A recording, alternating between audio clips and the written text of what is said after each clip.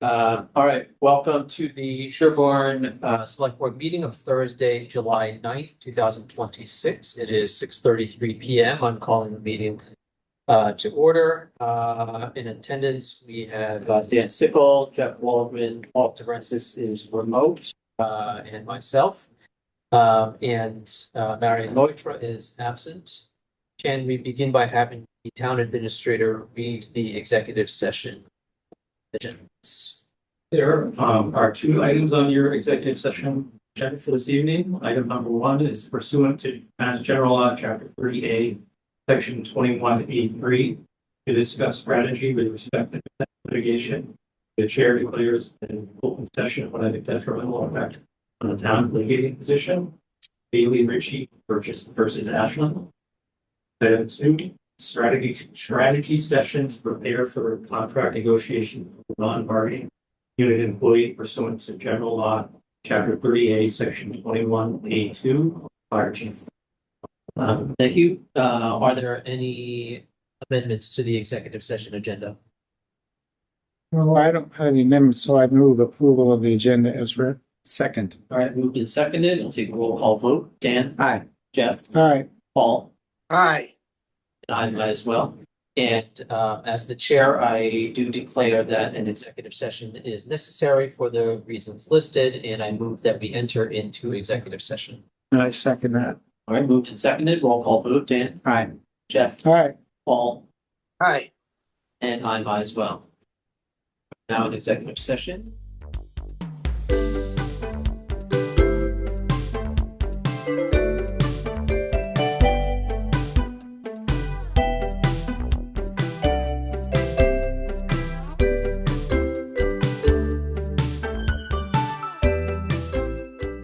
All right, welcome everybody, and apologies for the delayed start to the open session. But again, this is the Sherborn Select Board meeting of Thursday, July 9th, 2026. It is now 7:24, and we are back in the open session. Can we begin by having the town administrator read the open session agenda? Thank you, Mr. Chair. You have 12 items on your agenda this evening. Number one is the consideration of the Veteran Services Committee. Ian Rogers, Veterans Officer, is present. Number two is the consideration of applying for Town of Sherborn Purple Heart designation and the consider a proclamation. Ian Rogers is also here to speak to that. Number three is to request a request for consideration of appointment on the Disability Advisory Committee. Nicole Wehrmeyer is chair of the TFP is here. Number four is consideration of appointment. Sarah Raggy is the Town Favors Committee as a voting member. Term will expire June 15th, 2029. Number five, the year 2010 department transfers. Number six is a discussion of transfers, operating procedures and draft policy. Number seven is got correspondence from ECAM regarding disposition of 0 Prospect Street. Number eight is to discuss a draft policy or procedure regarding Chapter 61, right of refusal. Item 9 is to discuss select board goals for year 27. Number 10 is your consent agenda. We have payroll warrant draft meeting minutes for May 28th, 2026. Number 11 is select board reports, and the final item is administrator updates. All right, thank you. Are there any amendments to the agenda? Well, I move approval as read. Second. All right, moved and seconded. Roll call vote. Dan? Aye. Jeff? Aye. Paul? And I as well. All right, I guess we'll start with Ian Rogers as our first two items. So first, consideration of a Veteran Services Committee, and then following that, consideration of applying for Town of Sherborn Full Heart Designation Proclamation. Ian, take it away, please. Thanks for having me tonight. I guess we'll start with the first one. Being that we're going on probably like a year and a half now of me sharing my services with the town of Sherborn, it's become apparent that I can't always make it to all of the ceremonies that are in town as much as I'd like to. I am tasked with running and emceeing the ceremonies in Walpole. And as it would happen, these ceremonies are always happening at the same time. So after discussing this with Diane, we talked about the possibility of forming a Veteran Services Committee. I have one in Walpole, and it actually has done exactly what I'm looking for it to do in Sherborn in times where Walpole didn't have a veteran service officer for a year, 2 years. Basically, they step up, they take over just the ceremonies and the flag swap portions. Um, so they would take charge of planning and executing Memorial Day, planning and executing Veterans Day, planning and executing the flag swap.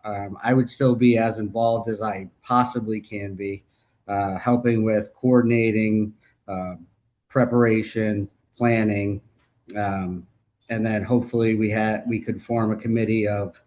I think I'm suggesting 3 at first. I think it's not too tall a task for 3 people.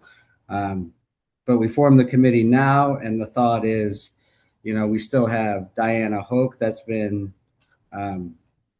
helping with the planning of Memorial Day, and we still have Diane Moores who does a lot of the Veterans Days. And hopefully, if we get this committee formed in enough time, they can work with those individuals as well as me on the upcoming ceremonies, so that when Diana steps away, or if Diane ever steps away, they'd be able to just take the ball and run with it. Great, thank you. I think it's a good idea. I do have a question about the proposed membership. So you have veterans from any service, and then a spouse or essentially immediate relative, and then 1 to 2 residents at large. I'm assuming that the residents at large can also be veterans, right? It's not like you're proposing that there has to be somebody on the committee who is neither a veteran nor an immediate family member of a veteran. Correct. So, like in Walpole, it's a larger committee. It's 9. It's composed of mostly veterans, even though the breakdown is like 2 veterans that served before 1990, 2 veterans that serve after 1990. You can mix and match, but as long as it's filling one of those, like you're able to fill each of those slots. So it could be a veteran that's also a resident, and that could be the resident at large if a veteran is taking up the other spot for a veteran from any service period. Great. That was really my only question. I was gonna, I'm actually not in favor of this idea. It sounds like a great idea. The problem I have is we have 20 committees in town right now with a total of 30 vacancies.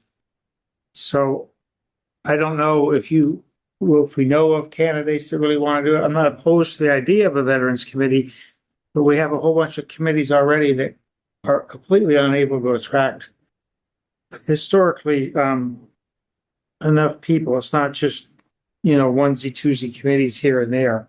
Some of them have 3 and 4 vacancies. So, and the problem with I coordinated and led the Memorial Day with ad hoc. She and I did a lot of the work. The problem is that, there's only 1 or 2 or 3 events a year that are really important. So if a person's not available for those days, they're sometimes around holidays also where they might not be around. If Memorial Day weekend is, a lot of people go away for a 3-day weekend. So I'm not sure that a veteran service committee would be feasible myself, unless you have identified already, people who are ready to volunteer to do it. I think it's a challenge to get committee members. Yeah, I mean, I guess I understand your point, but also I think essentially Ian is asking for help to, coordinate these events because he is the VSO for 3 different communities. So he simply can't do all of them for every single community.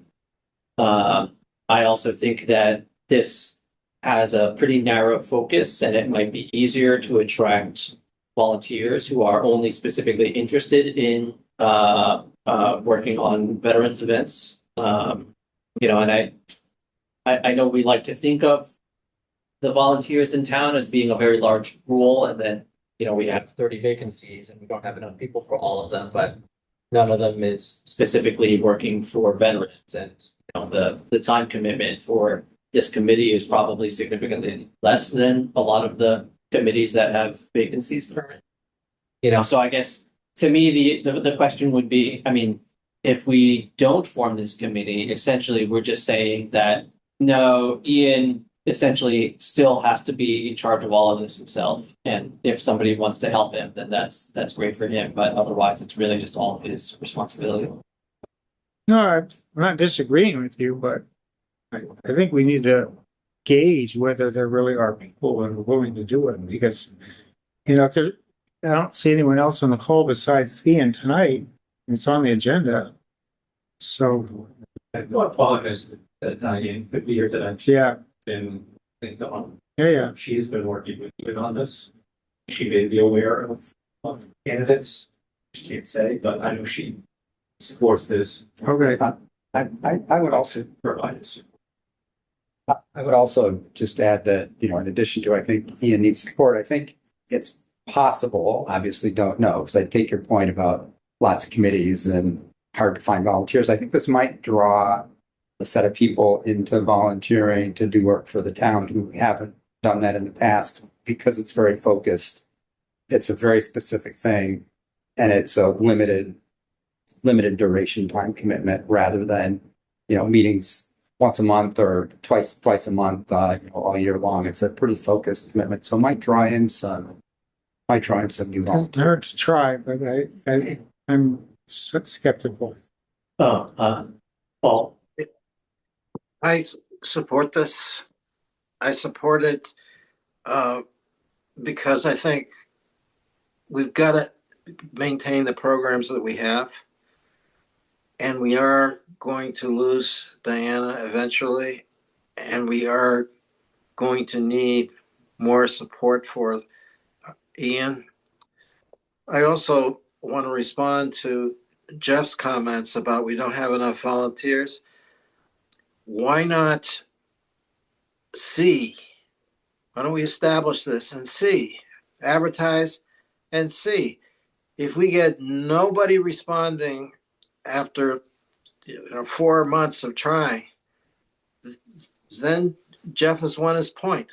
But I bet you there will be people who will volunteer. There will be people who will step forward. There are people who care and want to do it. So why not give this a chance? So I would urge that we adopt this. Jeremy, do you know, would this require a town meeting vote to establish the committee, or this is something that the select board can just do?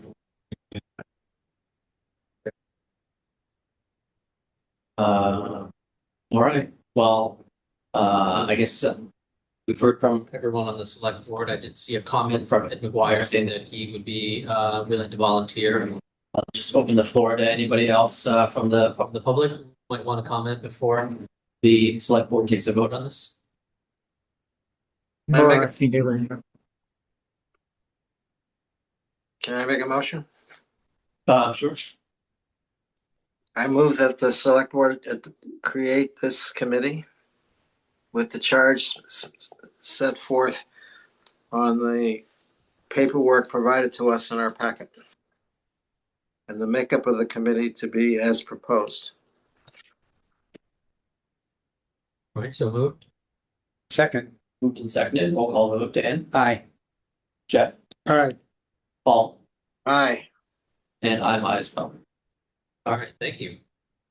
All right, next on the agenda is Ian again. Consideration of applying for Town of Sherborn Purple Heart designation. Yeah, so thanks again. This has been on my agenda ever since I became a veteran service officer. I think it's very important for our communities to not only honor the veterans that served our country proudly, but especially the veterans who sustained combat-related wounds or were killed in action. So I started digging into this process a little bit. I want to say about a year ago. I didn't get as much of a response on the other end, and then it was brought up again by Diane this spring, and I decided I was going to look into this further and try to make it happen. So the simple process is adopting. The town would vote to adopt the proclamation, which I've prepared a draft of one for you. And then following adoption, the signed proclamation would be submitted to the Military Order of the Purple Heart for official recognition as a Purple Heart community. And then after that, it's really just purchasing the signage. I am expecting Sherborn would potentially want 4 signs, one on either end of 27, one on either end of Route 16. And the approximate cost per sign, which is sign, the pole, the hardware, and installation, that I got quotes from Walpole and Medfield because I'm doing it in both of those communities as well. It's about $170 per sign. So the approximate total for Sherborn would be $700. And I did take a look at my budget, and I do believe that I have enough to cover that between the care of veterans graves budget and Memorial Day events budget. I submitted my invoice for the grave flags that I purchased this spring, and that was placed into the Memorial Day budget. So we didn't end up using any of the care of veterans graves.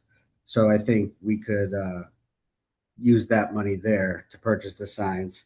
Then we have them installed, and then I am proposing that in each community, and this is not one of the ceremonies that I would have the Veterans Committee put together. I would put together a smaller, I want to say more of like a get together.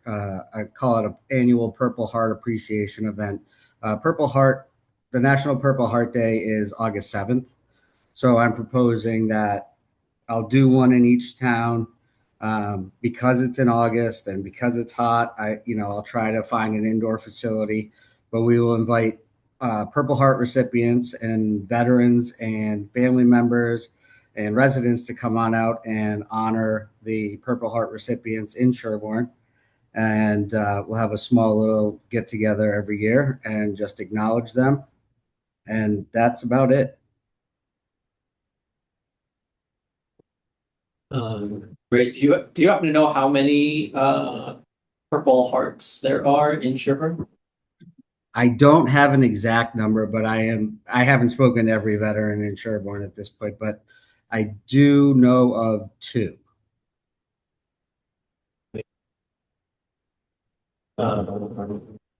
Yeah, well, I am also in favor of this. My father-in-law has a Purple Heart from Vietnam. Pittsburgh. He's very proud of it for sure. Yeah, I certainly support this proclamation. Well, I'll make a motion then, that we, Can I just jump in before you? I'm sorry. So I support this as well. Ian thought it was interesting that Purple Heart Day is August 7th. In terms of getting people together, just that may be, prime vacation time, might be a challenging time to get people together. I don't know if the tradition in other towns has been that that's the day. So somewhere around then, organize it then, or if there's been any thought in other communities to whether a date a month later, early September, would be easier for more people. And that's just a question. You'll have much more experience with that. But that was one thing that occurred to me as I looked over the material.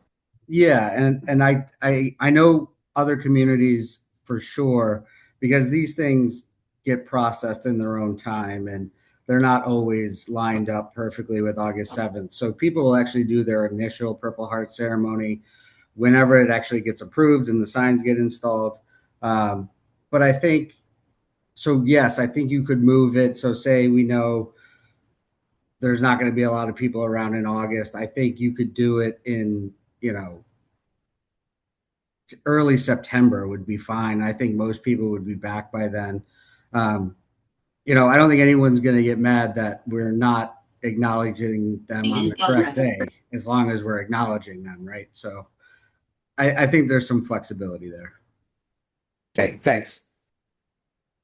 Steve? Oh, yeah, sorry. Yeah, the TV in the room here, like there's a thing that says town meeting room or whatever that covers your hand, so I can't see when you have your hand up. Go ahead. I support this 100%. I want to emphasize a Purple Heart is awarded for somebody who's really, really gone the distance for this country. It usually signifies injuries, usually signifies sometimes devastating injuries. I think a lot more recognition should be given. I support this 100%.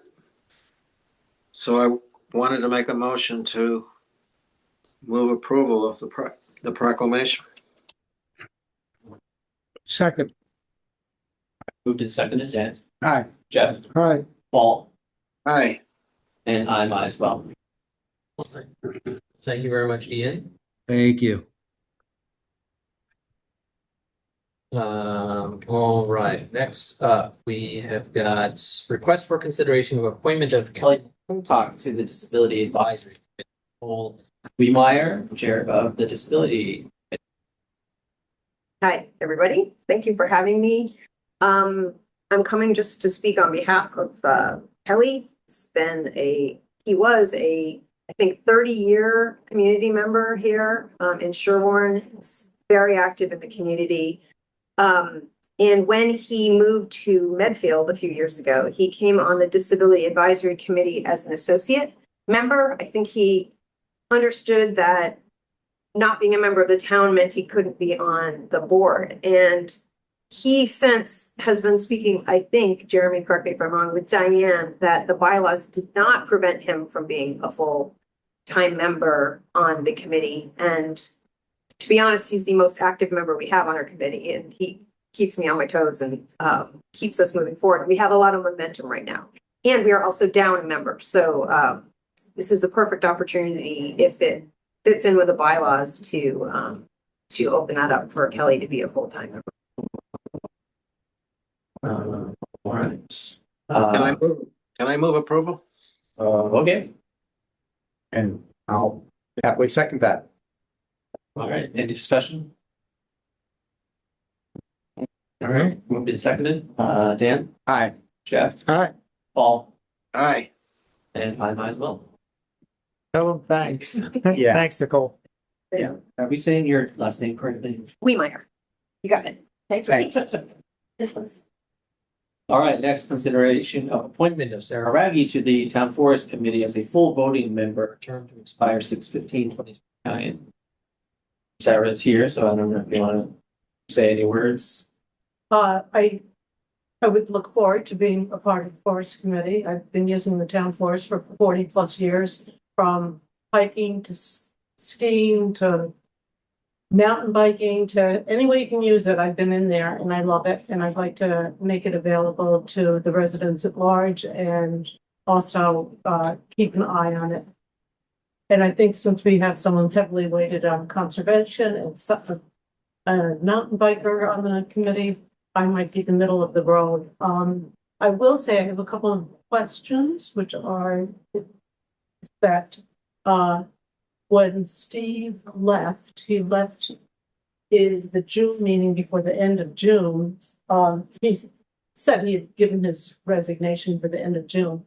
He said that my understanding was that it was a 1-year term that needed to be fulfilled to keep the cycle of terms going.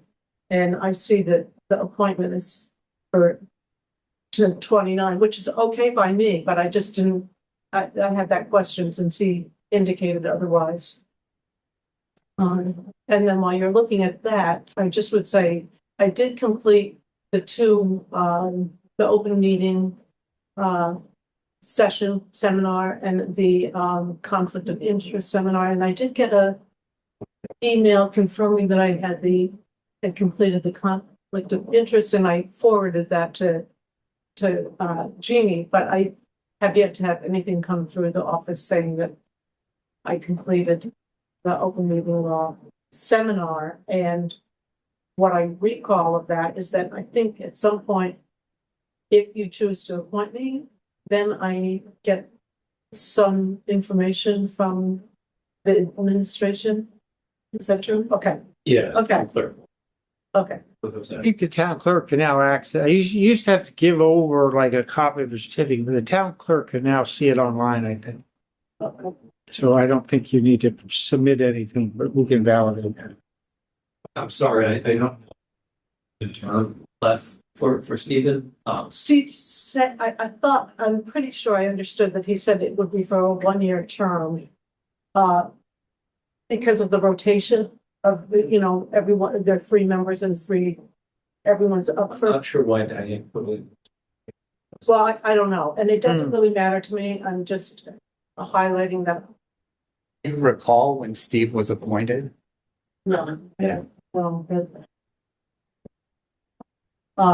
certainly wait before I Just approve it though and have delegate to Diane to figure out which term is the appointment to. That's not, yeah. I got the sort of. Could Yeah. Go Can ahead, I Paul. I make a motion that we appoint her for a 1-year term now, and then have Diane or Jeremy look at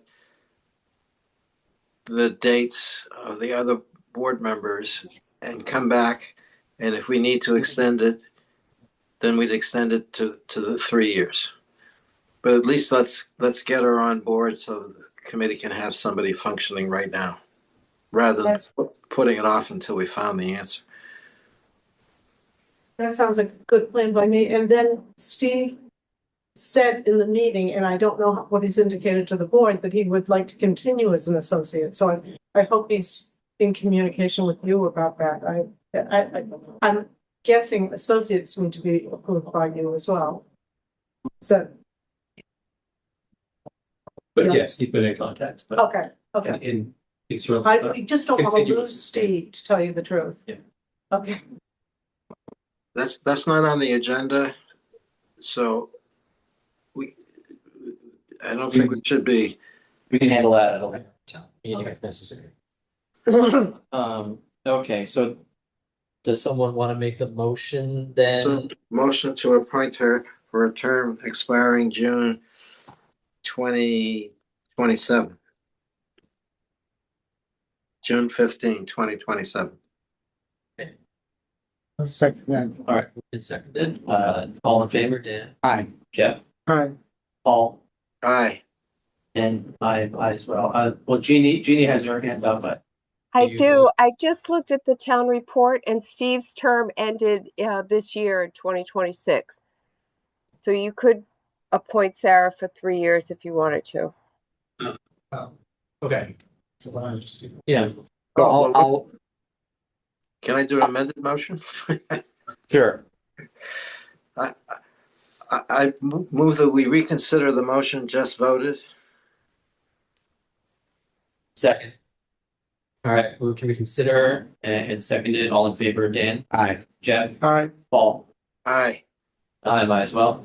And then I would move to appoint Sarah for a 3-year term expiring June 15, 2029.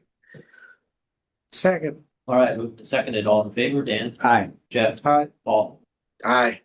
and I might as well. Yeah. Thank you, Sarah. Thanks for doing this. Okay, item number 5, fiscal 26 interdepartmental transfers, funding source. Deb's, yes, we're here. Yep, we're just revisiting the end of the year financials. And by Massachusetts General Law, Chapter 44, Section 33B, by July 15th, all deficits in the operating budget need to be covered. So the law states that the selectmen, with the concurrence of the Finance Committee, must approve the transfer. So currently we have 2 departments that are in deficit. The first being the town buildings department by $1,700 and the transfer station by a little over $8,500. So I am requesting a transfer out of the employee benefits budget of $2,000 for town buildings and $9,000 for transfer station to cover these deficits. Steve, can I so move? Yes, you can so move. This is wonderful that all we have to do for year-end transfers is like a total of $10,000.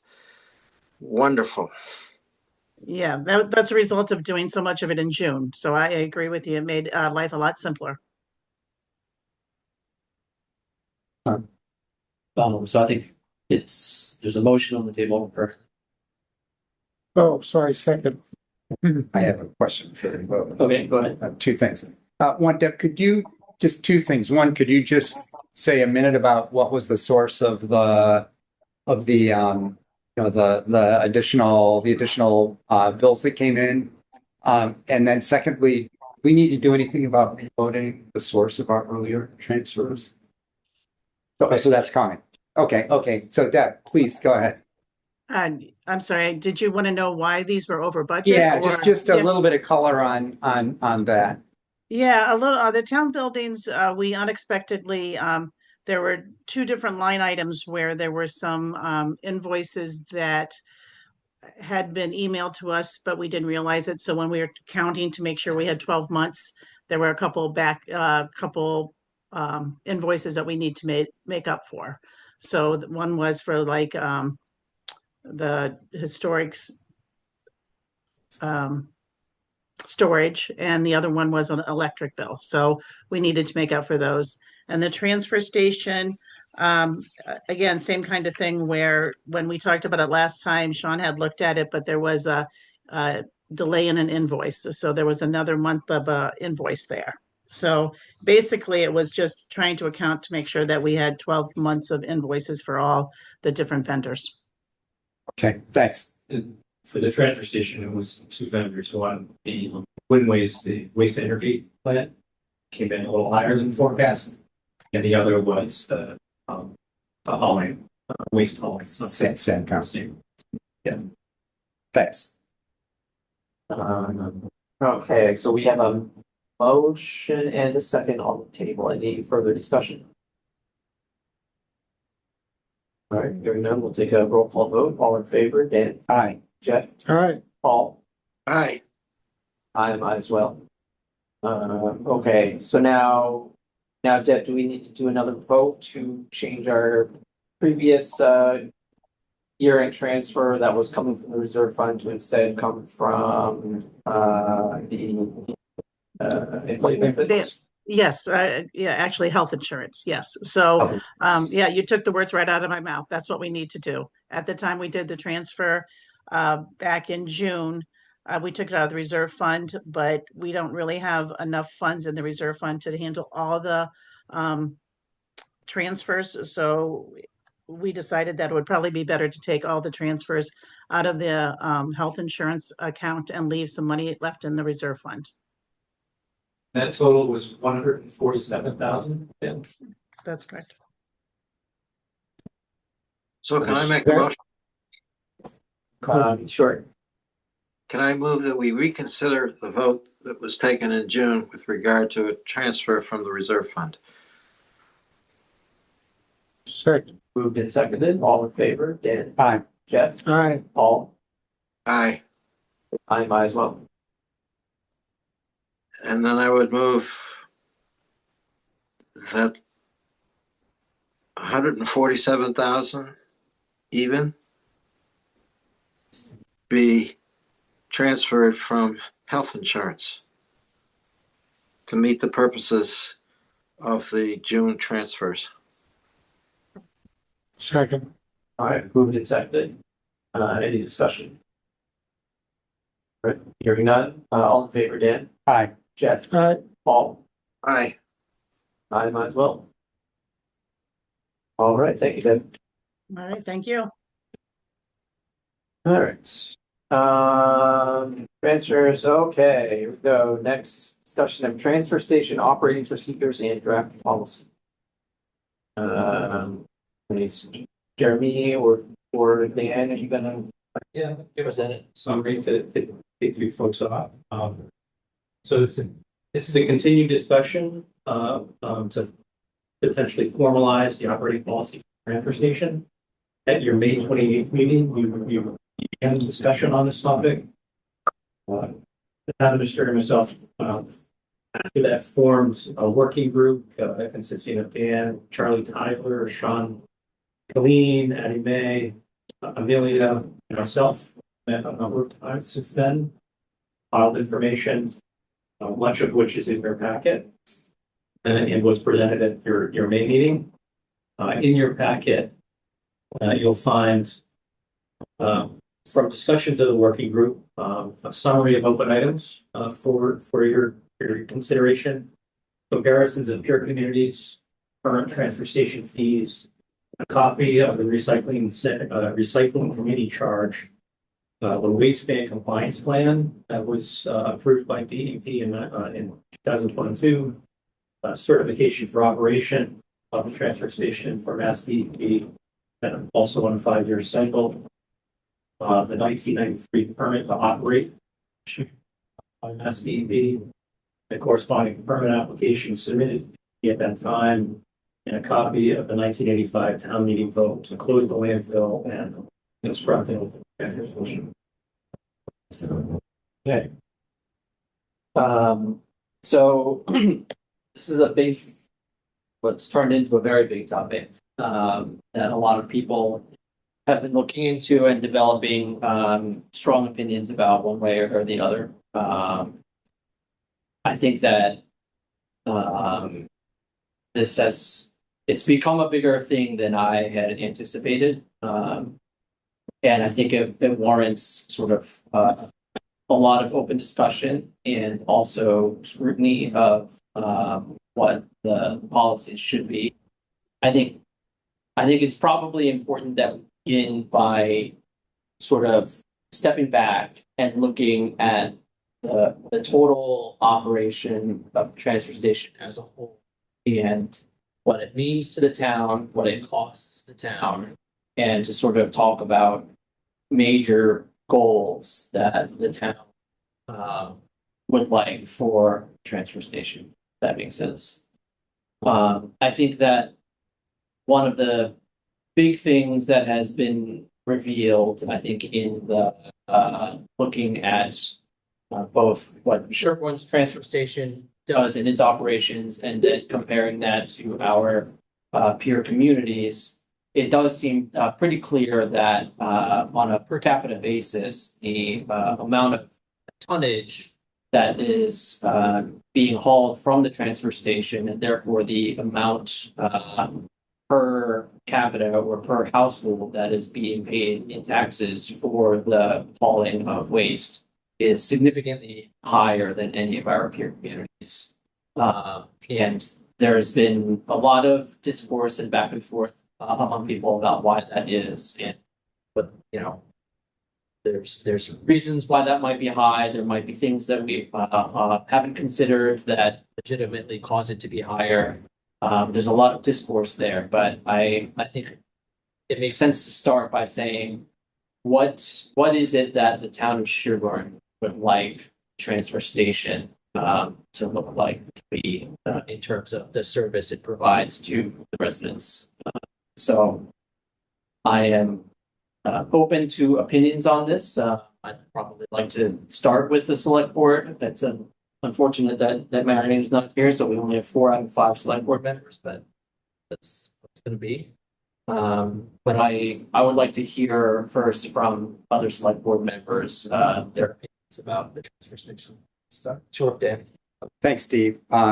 So, I would just kind of reiterate what you started with, which is when we do the comparison to other towns, our peer neighbor communities, we're an outlier in a number of important dimensions, and that at least suggests the scope for changes and potentially budget savings.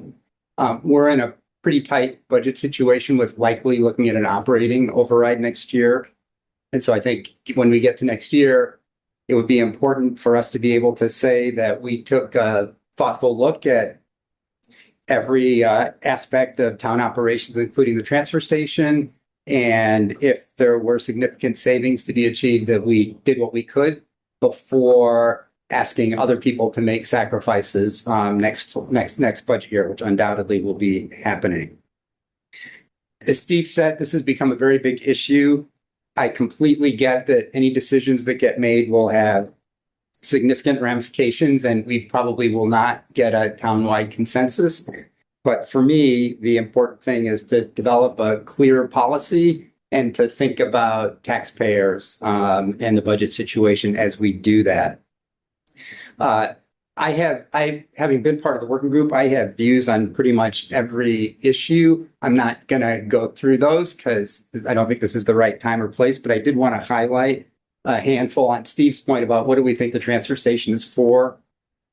I wanted to highlight a few particular things that I think we might want to consider changing, and just a little bit about why, and then I think that can be an opening for others to either agree or disagree, and maybe that'll help frame a conversation. So one place where we are a big outlier is on commercial waste. We're the only town that allows commercial waste, with just a couple exceptions who charge fees for it.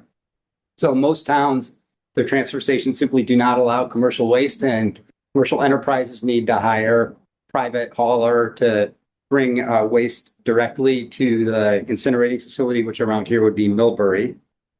Small number of towns charge fees. So commercial waste that comes to the transfer station gets then hauled to Millbury and disposed of, and the town pays for that. It's not paid for by those generating the waste. It's paid for by all taxpayers. No other town does that. Every other town, commercial waste, the folks contract with the hauler who brings it directly to the waste facility and pays the disposal fees. We do something very different here, where that commercial waste comes to the transfer station and then the town pays for transportation disposal.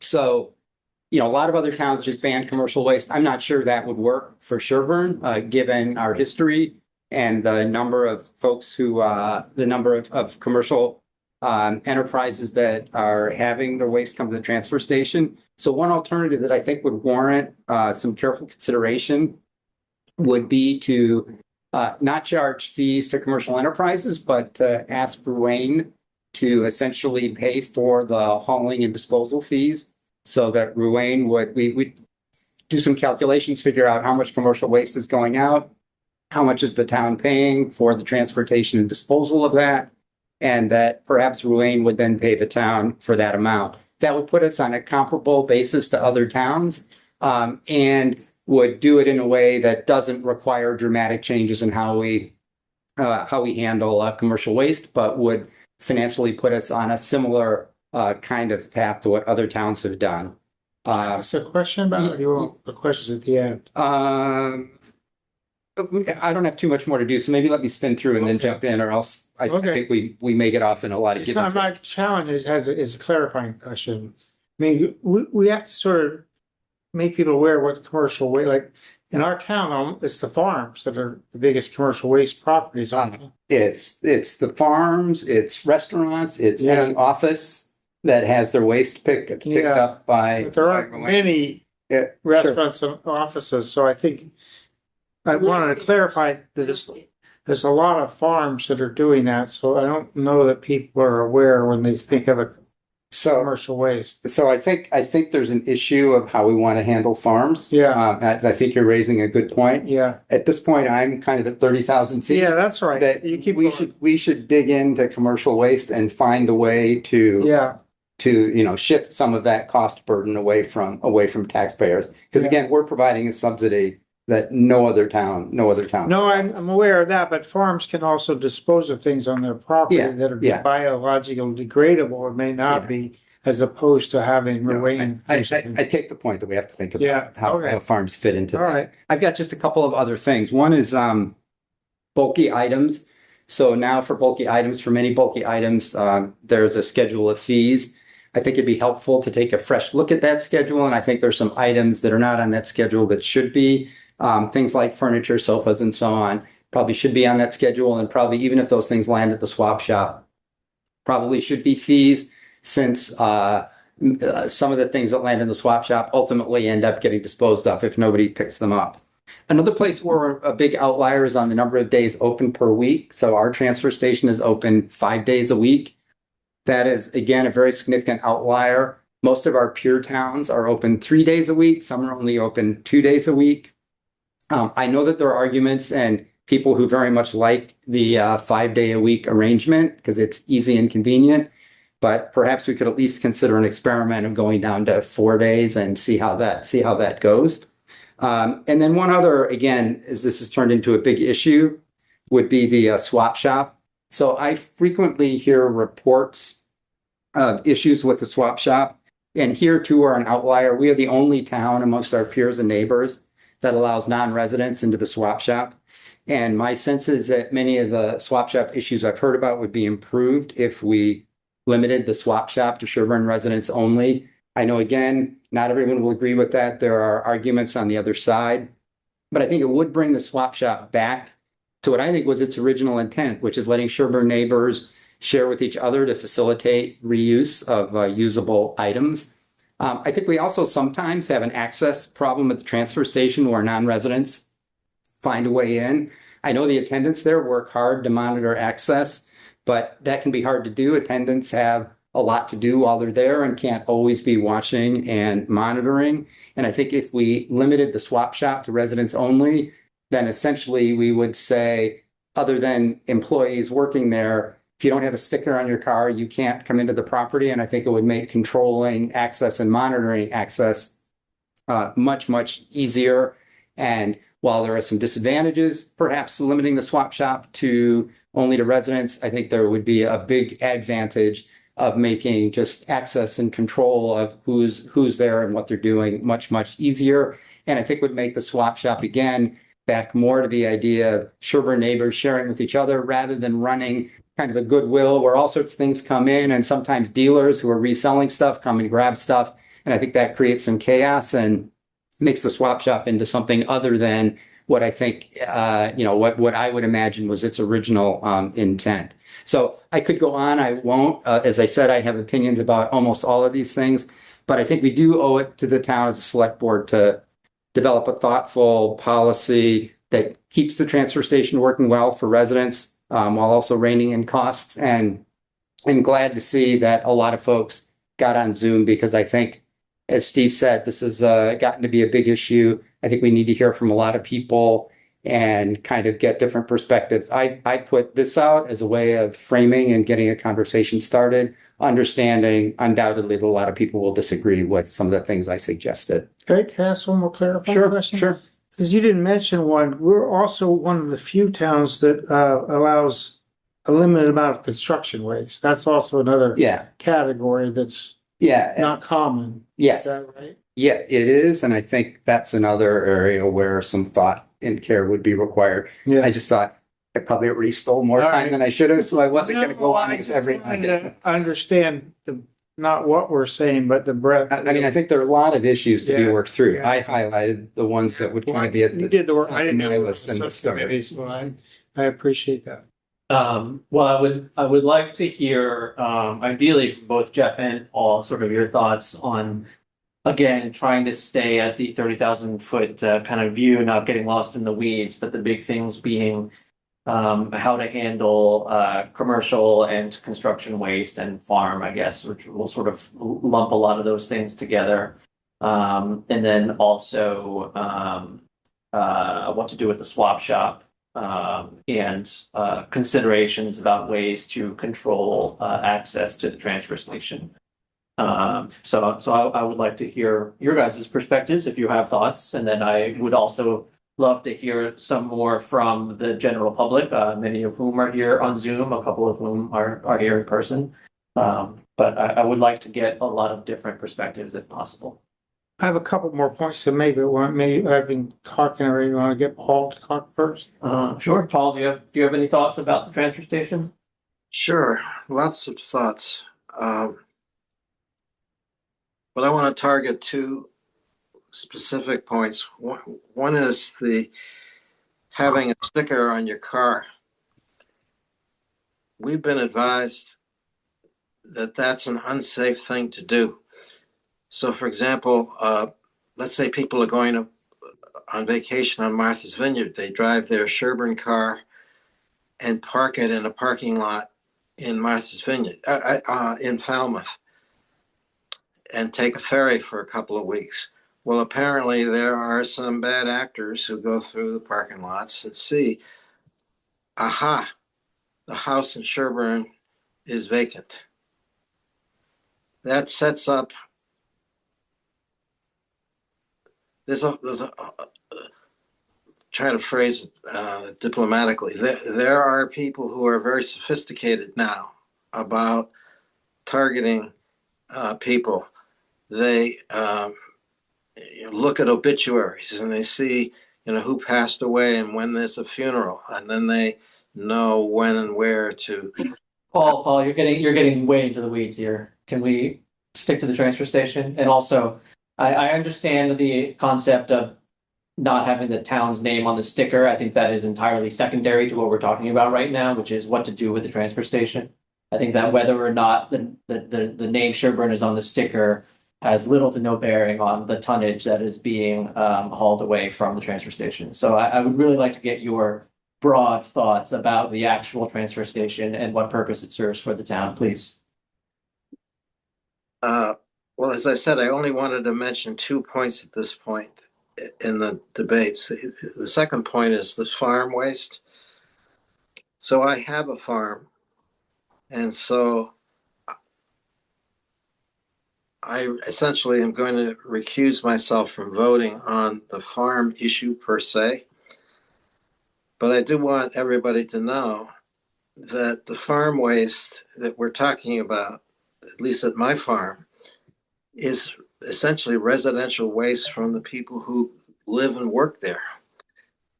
That there isn't a category of toxic chemicals or unique things to a farm that is anything other than what is normally encountered with a residence. So those are the only 2 points I want to make at this point. I want to reserve the rest of my comments.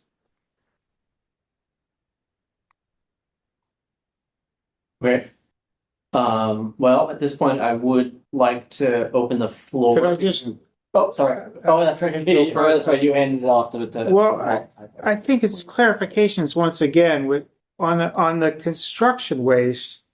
I think we make a distinction between people who are having a contractor come in and do renovations to their house versus someone who's maybe putting up some drywall themselves. DIY. So was that part of your analysis that the Yes. DIY versus I think so. I should slip in a quick disclaimer, which Yeah. is everything I said was just me.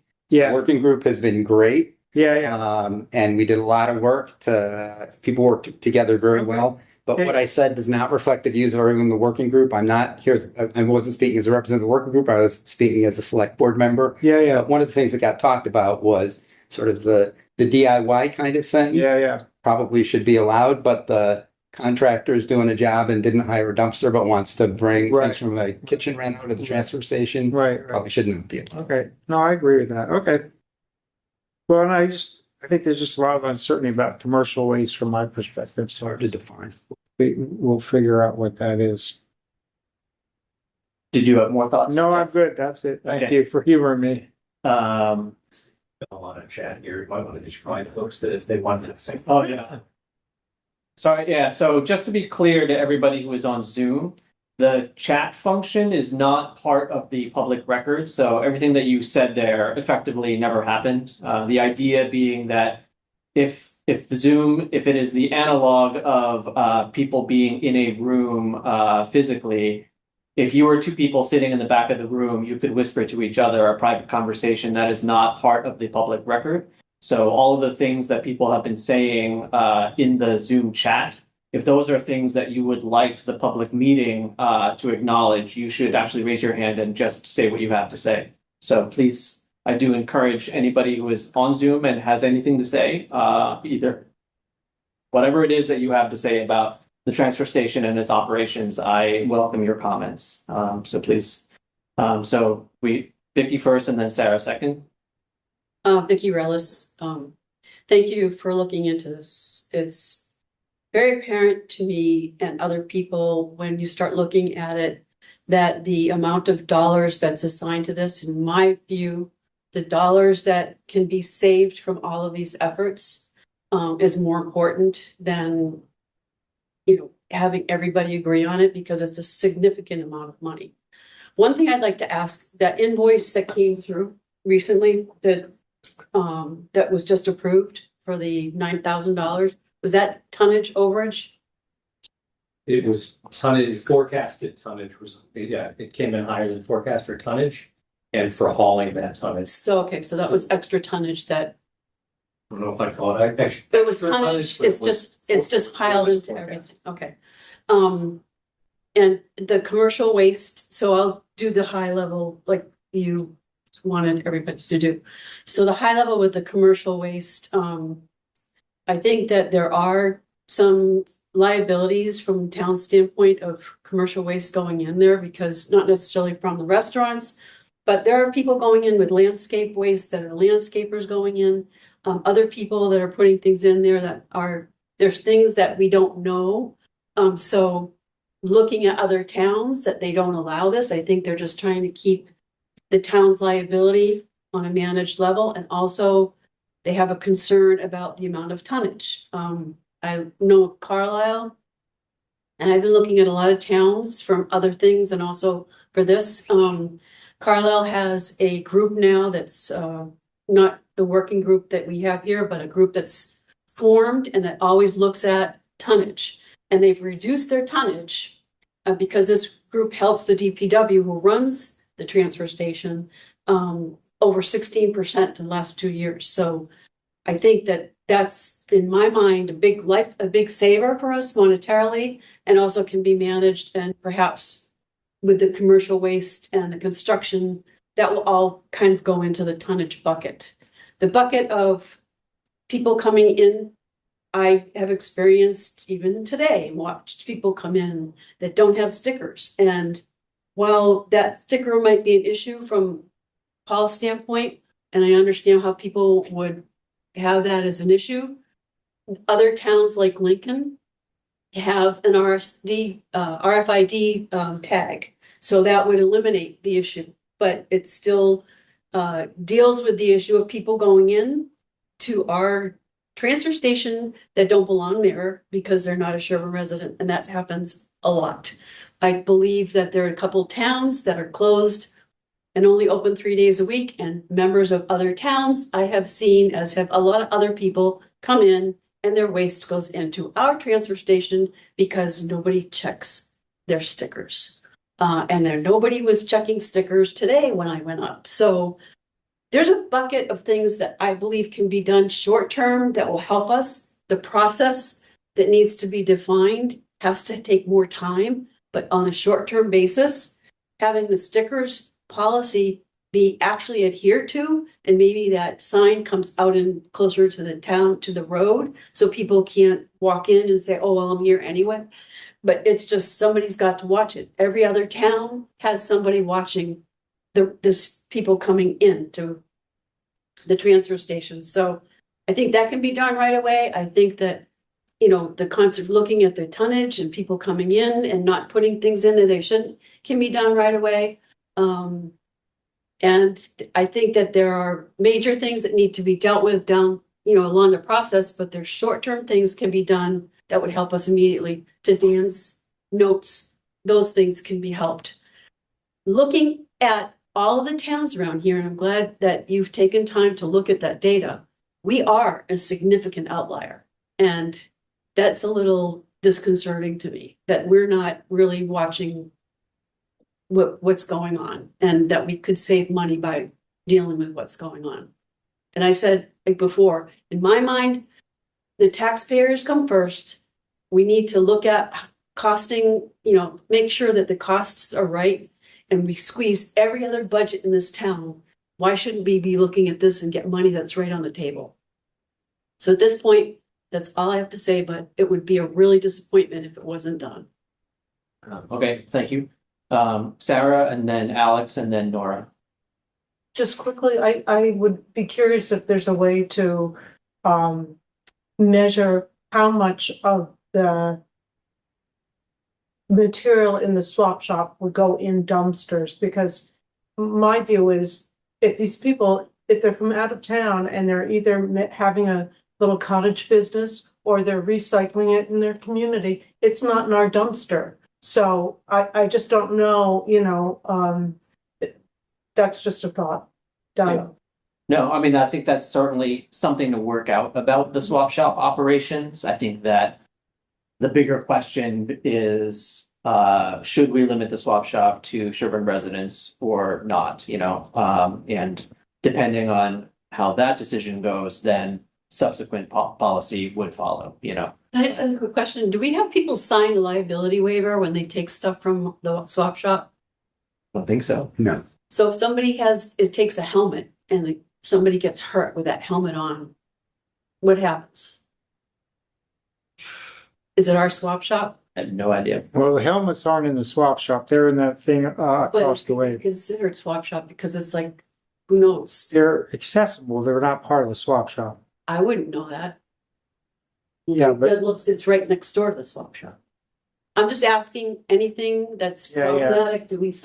Does anybody sign anything? No. Like lead being in that stuff that's out there. So that's kind of whatever. Yeah, It's on town ground though, right? yeah. I mean, again, that's all stuff. I know it's weed stuff, but I That's- just, no, yeah. okay. I'm sorry. Alex? I'll start with a mic check. Can you hear me? Yes. yeah. Okay, just a quick question. I have two quick things. First for And sorry, Alex, can you just introduce yourself and just let Sorry, everybody know Alex where you live? Witherall. I live in Wellesley, but I own the property at Sherborn Market and the Dunkin' Donuts. A quick question for Paul, and then a quick question for the rest of the select board. I got confused by Paul's apparent concern. If you have a farm pond sticker on your car and you park at Hyannisport, does that put you at risk of being broken into, Paul? Can I just ask that we not cover that particular topic because it really is not relevant to the discussion right now. Okay, well, I'm glad it's not relevant. The other question is, I see the Ruane trucks. The conversation 20 minutes ago, does that mean that that Ruane brings their waste? And what I gather is a for-profit sort of, household waste removal process, and they don't pay the town for that tonnage? That's correct. That's correct. Okay. That's wild. All right, thanks. Nora? You're muted, Nora. Sorry, I thought I took my hand down, but I didn't unmute myself. Okay, Vicky, just as an aside, Lincoln, I'll just refer to the chat that I said, so sorry. Lincoln has color coded because there was a judge there. He didn't want to have his Lincoln when he go into Cambridge in marked Lincoln. Okay, so they do a color coded system every 2 Somebody years. else does RFID though, sorry. Okay, so they handle that. So it's an RFID thing. They have strict regulations. They have, DPW employees there and strict enforcement. The other thing that I would say is really all of the towns, I've done extensive research on Dover, Carlisle, and Lincoln, all of which are even larger towns, 6,000 residents, 7,000 residents. We're 4,500 residents and 1,500 households. So Lincoln, for example, is open 2 days a week. Dover is 3 days a week, and Carlisle is 3 days a week. They specifically, when you say, Dan, construction and demo, they have a charge and it's limited. So if you look at some of the town websites, You can see specifically what they have, but absolutely no agricultural is allowed and no commercial dumping. And when I say commercial, I mean, like if I, at my building, opened up a Dunkin' Donuts or a Starbucks, Alex, which I will never be allowed to do. But if I was, you know, and if I decided to go every single day with my Starbucks, you know, with my minivan or my van and dump all the Starbucks stuff, that is totally not allowed. Now, you're saying that's allowed. I don't think that was ever the spirit of a transfer station when they were converted over from landfills to transfer stations in about 1987. The other thing that's critical is that our Board of Health, practically every town of the 351 towns and cities in Massachusetts, I have to do like confirm this, but practically every single one is has applications and permits annually for haulers and also, you know, manages the transfer stations. I keep saying dump at their transfer stations because you're transferring waste to another thing. So what Alex just mentioned is also interesting, you know, and part of that application process, for example, if you go to Dover, they have eight haulers. There are a couple of ones that do most of the work. I actually own a property in Dover and know this too. That they take it out of the system. So any hauler that is in Dover, for example, does not put it into the Dover transfer station. So that's helping with the tonnage. So for the same fee that some people are paying here or similar, maybe less or more, I don't know, that is actually taken out of the transfer station. I'm trying to do a high level thing here, so I'm talking really fast. But just they're all different ways, but absolutely no commercial vehicles or agricultural vehicles are allowed in any of the transfer stations. Commercial, you know, when I see, and I've heard, I hate when people, you know, people say they've heard, you know, constant trucks going by multiple times, you know, during the week. I just think there's no identifying what that trash is. And I have a bathroom renovation that I'm just finishing up, not me, but a person who is a great contractor in Sherborn, but he has to bring it to his dumpster. He can't just bring, even though it's a business in Sherborn, the property is in Sherborn, he can't bring a whole bathroom demo into, that's not what the transfer station's for. So that, and then finally and lastly, I'll just, this is a real overhead view. There's also something about receipts coming in, revenue coming in from metal and from deposit returns and from, you know, bulky items that can be done. Weston has done a great job. I have not used that in some of my analysis, but they've have improved, you know, bulky item pieces so that in case it ends up staying, as Sarah said, at the swap shop and you have this sofa that's a couple £100 or a piano that was there that was, you know, dropped off, was there for a year, people have to pay to have that there. If we get rid of it, great. Swap shop gets rid of it, great. If not, at least $30 or something like that was, you know, offing on the tonnage. So currently we're paying about $9,500 a month to have the operations done over there. And then the tonnage, just the tonnage, like not recycling tonnage or black earth tonnage, which is, you know, what's the word I'm looking for? I'm losing my word. Composting is about $10,000 a month. So it's significant savings. And I'm sorry, but I think, you know, yes, it's going to cost, it's going to be, you can't just go on Wednesday, Thursday, Friday, Saturday, or Sunday to the dump. You're going to have to make arrangements to go, okay, Wednesdays is my weekday, or, you know, Saturdays and Sundays. But if other towns that are larger can do this, I don't know why we can't do it. You know, listen, I like going 5 days a week myself if I have to. But I think, you know, we're going to have to make some kind of adjustments. It's significant money, $500 a day, more or less, probably less, because there's a town agreement in there for the company that manages and also picks up to pick up town waste, not Pine Hill. So anyway, that's all I've got to say for now, but that's the overview, in my opinion. Okay, thank you. I think if possible, I would like to focus on the question of commercial construction, agricultural, in terms of should the transfer station even allow it? So there's so many different aspects of the transfer station that it's hard to pull it all together. So I would like to just focus on that right now. Especially because we do have a lot of people on the Zoom and I don't recognize everybody's name. So I'm sort of hoping that some of you are operating businesses or farming operations in town and might have an opinion about it. It does look like we don't have any representatives from Ruane and Father here, so it's a little unfortunate that they can't provide their perspective on that, but I guess I would like for the select board to discuss whether or not we should even allow commercial, agricultural, and construction waste at all, because that is one of the areas where Sherborn is maybe not necessarily unique, but in the minority among peer towns in allowing all of that. And that would be one way of probably significantly reducing our tonnage. But the question becomes, at what cost of service to the actual residents and businesses that are operating in town? I am undecided on this particular topic.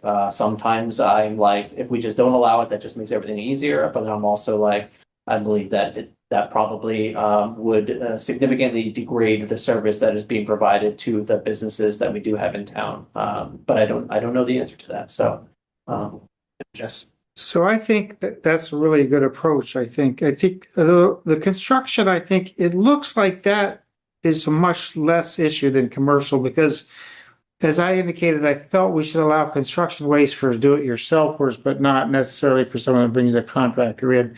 And if I understand this, it says that construction waste is only 2 barrels. I don't know if that's per day or per week or what, how frequent, but I think supposed to be Per week, supposed to per be household. per week. I don't Yeah. believe it is. but so I think It's hard to enforce. I think that is acceptable if it's do it yourself or not, because most people are going to have a contractor, are going to get a dumpster. So if someone comes in with a pickup truck load full of stuff, that's not 2 barrels, I think the commercial waste is the one that requires the most analysis of what that is and what the effect is of our, we want to support our businesses in town, and we have very few already. So I just want to understand what is included in that, I think. Yeah.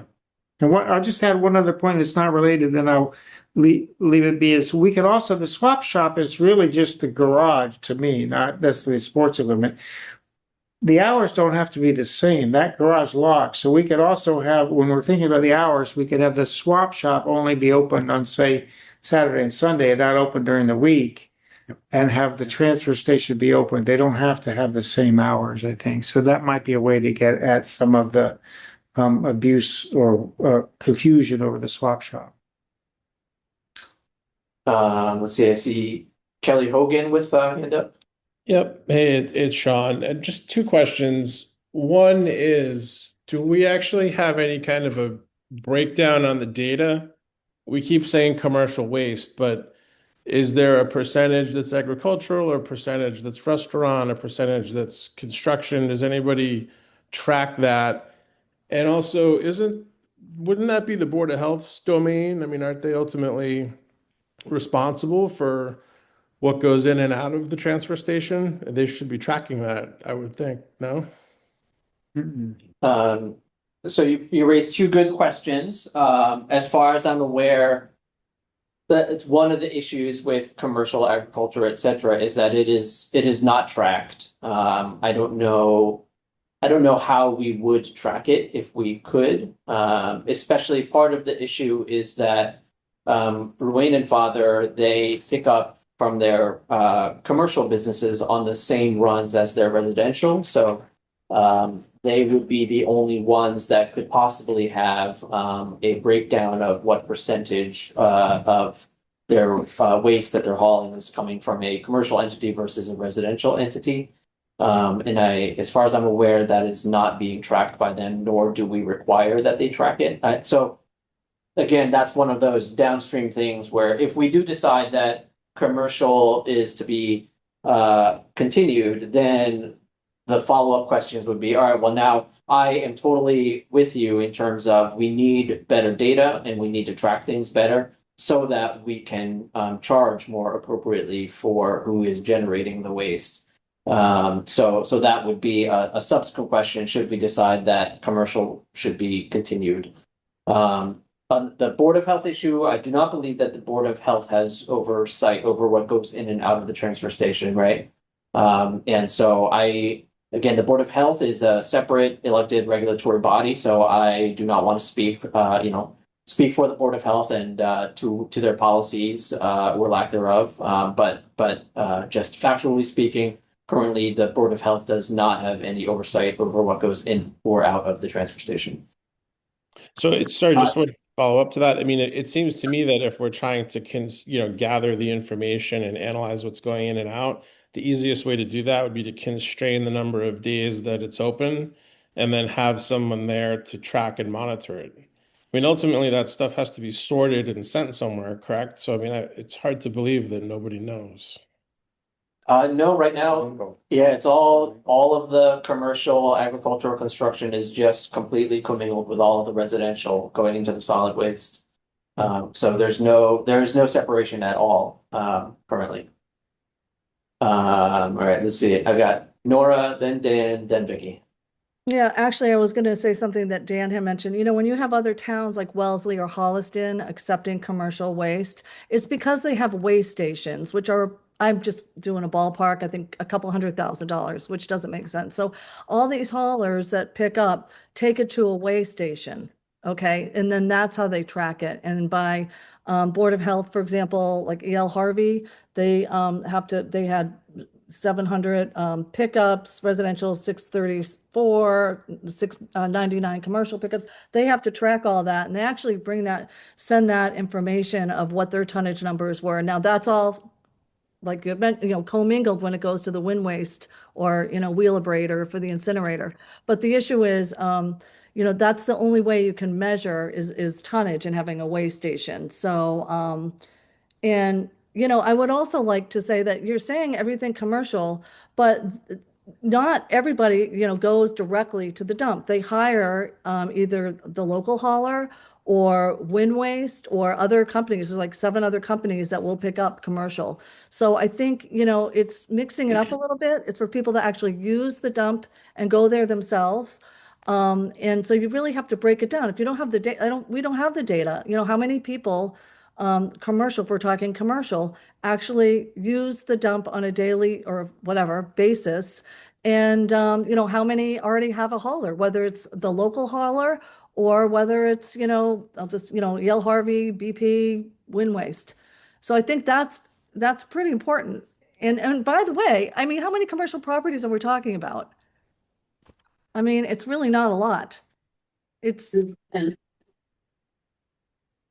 Yeah, but I do think that there are a lot of working farms in Sherborn as well. And I don't know how many of them utilize the transfer station. I'm going to guess a significant proportion of them. But again, I mean, this is why I was hoping somebody who had a farming operation would be here today to talk about it, but it doesn't seem like there is anybody except maybe Paul.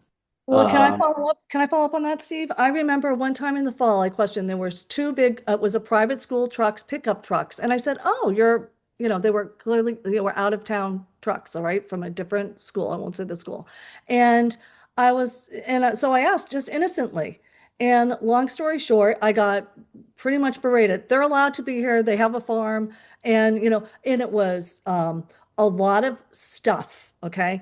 Like crates, different, pallets and things like that. And I was just, okay, that's interesting. Another thing is enforcement.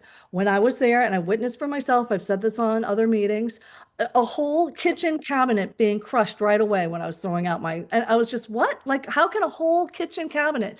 Now, I would assume a kitchen cabinets is construction and demolition material, right? So, I mean, I'm sorry, I'm getting a little antsy, but these are what I've witnessed myself. And, people coming to clean out a basement, having a whole pickup truck and a whole trailer. And so what's a basement clean out? Does that include construction and demo material? It's like we're parsing this out. And I just think I think it's important to do, but I'm just gonna leave it at that. Thank you. Okay, thanks. Why don't you let other people go? Are you sure? After. Yeah. Okay. All right. So I just had a quick question. Okay, quick question. When companies and somebody tries to collect data, is there a way to like start with a starting point and then add to it to see? So what would be the option of saying nothing except for household trash, and then 6 months later add to it to see what happens to the tonnage with other things going in versus trying to figure out who's coming in, because this is hard. I mean, how are we going to figure out what's what?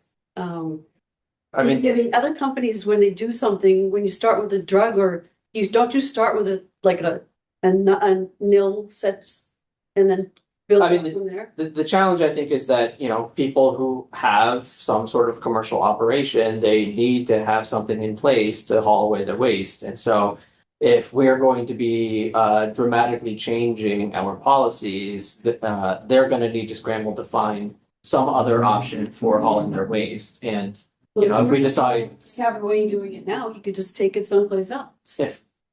but that's not how Ruin operates right now. So, I mean, again, my goal here is not to completely disrupt people's businesses. That is not my goal. My goal is to figure out what actually works for Sherborn residents and what policies make sense for Sherborn residents. My goal is absolutely not to disrupt business operations for anybody, whether that's Ruane and Father, whether it's any of the commercial or farming operations in town. That's part of why I would like to hear from those people what is important about the transfer station. All right, so Pam and then Sean Hogan. And Pam, can you just clarify whether you are going to be commenting as a Douse here or as the treasurer collector of Sherborn? I'm going to be talking as Pam Douse, 100 North Main Street. Ruane could probably tell us how many businesses they have on their route. That would be a good way to go. And they're also very different businesses that they collect for. So I think that makes a difference also.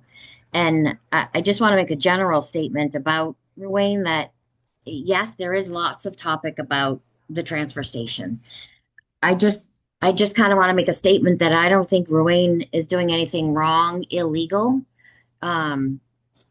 This is just the way that it's always been done. And now we're looking into it and things might have to change. And it could benefit their business in a positive way, some of these changes. But they do a really good job for our town. And I know, you know, they go into our seniors' homes and they go into the house, they take the trash out, they put a new trash bag in, and they take the trash. You're not going to find that anywhere else. But I do think that we need to have changes, and I'm disappointed that they're not here too to talk for themselves. For us on the farm, we do have Ruane pick up our trash. We don't have any apples, vegetable trash like that. All goes for feed for the animals. We have a lot of cardboard. And if that needs to change, I'm sure businesses in town, either we stay with Ruane and we pay a little bit more money, or we, you know, look for another company. We just need to be told what to do, basically. I think that's all I have to say about that. Great, thank you. And I also want to underscore that, I mean, me personally, I am not here trying to accuse Ruane and Father of any kind of wrongdoing. We have the policies as they are in the town, and they are operating on the basis of the town's policies currently. What we're here to do is to look at those policies and decide whether they are working for the taxpayers of Sherborn or not. And I also believe that they do a very good job. I am a personal residential customer of theirs. They come and haul my trash every week. And, you know, I think they do a good job. And so this is in no way an indictment of what Ruane and Father do. I think it's really it is just a matter of looking at the numbers and saying, we are paying more per capita for waste hauling than any other town, and we need to figure this out. All right, Sean Hogan. Yep, I just wanted to give you the anecdotal information that I think you might be looking for with like what what is actually happening in businesses. And so specifically in my case, I use a service called Shred It. Most of my waste is paper waste, and it needs to be destroyed on site. So we pay obviously for that truck to come in.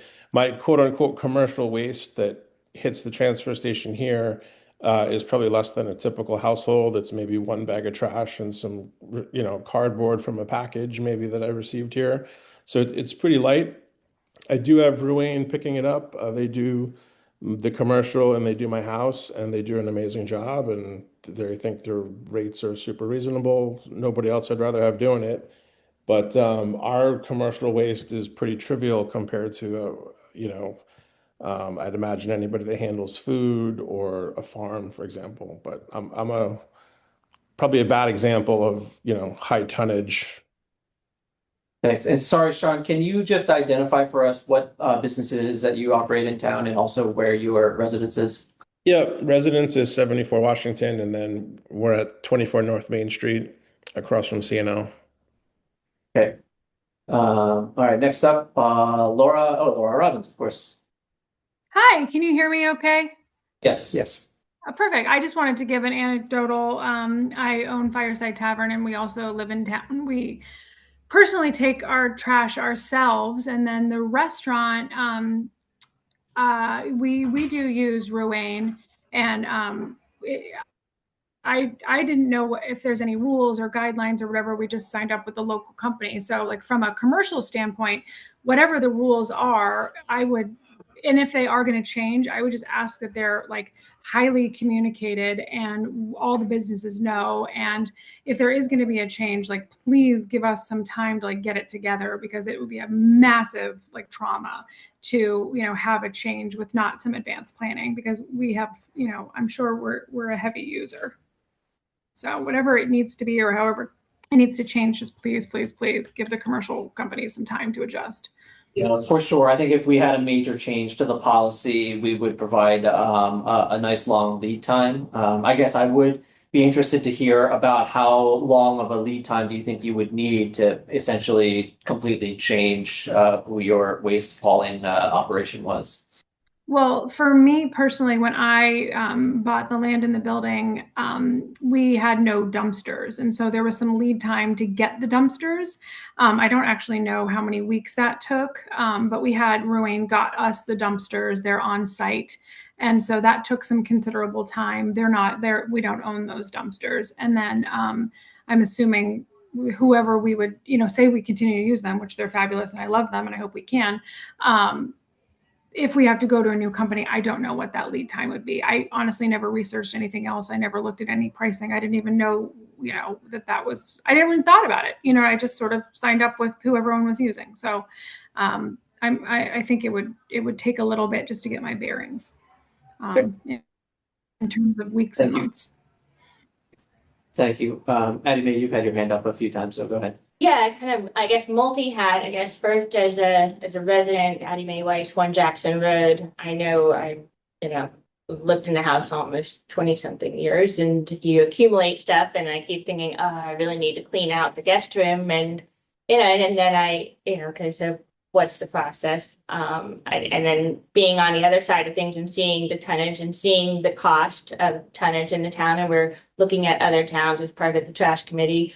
And what we don't have is, to rent a dumpster, if you're doing a big project and you rent a dumpster, that's one thing. But when you're just kind of like piecemeal saying, okay, I need to do a little bit more than just your kitchen trash week, having an option to residents to help offset those costs to figure out, we've talked about what, if you're doing a DIY or if you're doing a junk clean out, you had a truckload, having some, I would hope that the select board would discuss. Is that something, a fee schedule for excess beyond your normal trash? And I guess as far as, something like $100 a truckload or something kind of like when you do hazardous waste, that type of fee structure based on volume, essentially. Something, because, it's like trying to find, if we don't take it, then everybody's got to scramble to find where do you take it? And at the end of the day, to be responsible, we are lucky that we, our trash goes to wing waste and it's incinerated, which is environmentally one of the better ways to dispose of trash. The filters on that incineration system are monitored and high quality, and then the trash is reduced and it's not sitting buried. So there's a lot of benefits, and so finding ways to offset the cost to the town, but giving residents an option is important. And I know a lot of discussion has kept coming up about farm waste, and kind of back to what Paul was saying, we don't take any, there's no bio waste accepted at the transfer station. So there's no manure, shavings, that kind of stuff.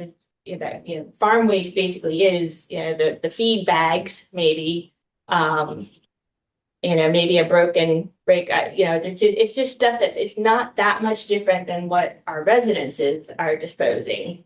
So just as everyone starts thinking, oh, well, we're just so that the image of, it's not animal waste, basically. It's just broken objects or feed sacks or, some, again, not much different than what residents have in their garages. Okay, thank you. Nora? Hey, I just wanted to clearly state, I am not making any comments about anything. I'm just looking at how you measure, like how other than the hauler, okay? So that if you have people using it, how are you monitoring that? Okay. Yes, the hauling company, it's unusual that there's no way to measure the tonnage that they're picking up from commercial way, and where it is in most all the other towns that I know of have hauling permits, so you can tell. But there's still not, if it's dumped in there, I don't, it's one of those things. It has nothing to do with the hauling company at all, but how we're monitoring and what businesses. Like, I have a business in town too. I probably have like just paper, and paper doesn't even cost anything. That doesn't go into the to the tonnage. So we've got to look at it. It's a very granular thing. And Addie, to answer your question, other towns, they have like a $50 or $100 half a load, full load. Look at the Dover website, look at all the websites. They are specifically say, for cleanouts. But if anybody's doing a project at their house, technically, the forbidden items from a transfer station is, wallboard, things like that. And, all those doors there at the swap shop, that's considered construction and demo material, and that has lead paint on it. There's a lot of stuff that really should not be accepted there at the swap shop. That's something to look at too. But please don't, I'm not saying anything about anything that the hauler is doing wrong. I'm just saying this is how it's been set up. And it's now, coming to a head, especially in, override discussions and looking at ways to cut back. Thank you. Yeah. Thanks. So just on first on the commercial waste and then a process thing. On the commercial waste, this has been a really helpful and interesting discussion. I'll second the comments that Steve made about that, none of this is meant to be a statement about anything wrong happening at the transfer station. This is all about what is the current policy, what might be a better policy that would better serve taxpayers in town. On the commercial waste, really interesting discussion. What I had proposed at the outset of, having Ruane pay a fee to cover the extra costs of removing and disposing commercial waste, was kind of meant to be somewhere in between what we're doing now and a complete ban. This has been a really interesting conversation that's gone in a lot of directions.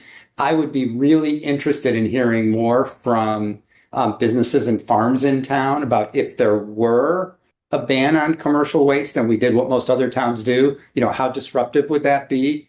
And so, Sean, if you're still, you're still on, if there are members of the Sherborn Business Association who obviously not here tonight, but, in the coming week or two, have views on that, it would be great to hear those and kind of get a sense of, would that be really disruptive? Or as Laura said, would it be more, well, with the 6-month lead time, everybody would adjust. And as long as there are clear rules and guidelines, people would adjust and that wouldn't be so disruptive. So would be really, for me, it'd be really helpful to get any feedback on that from businesses in town or farms in town.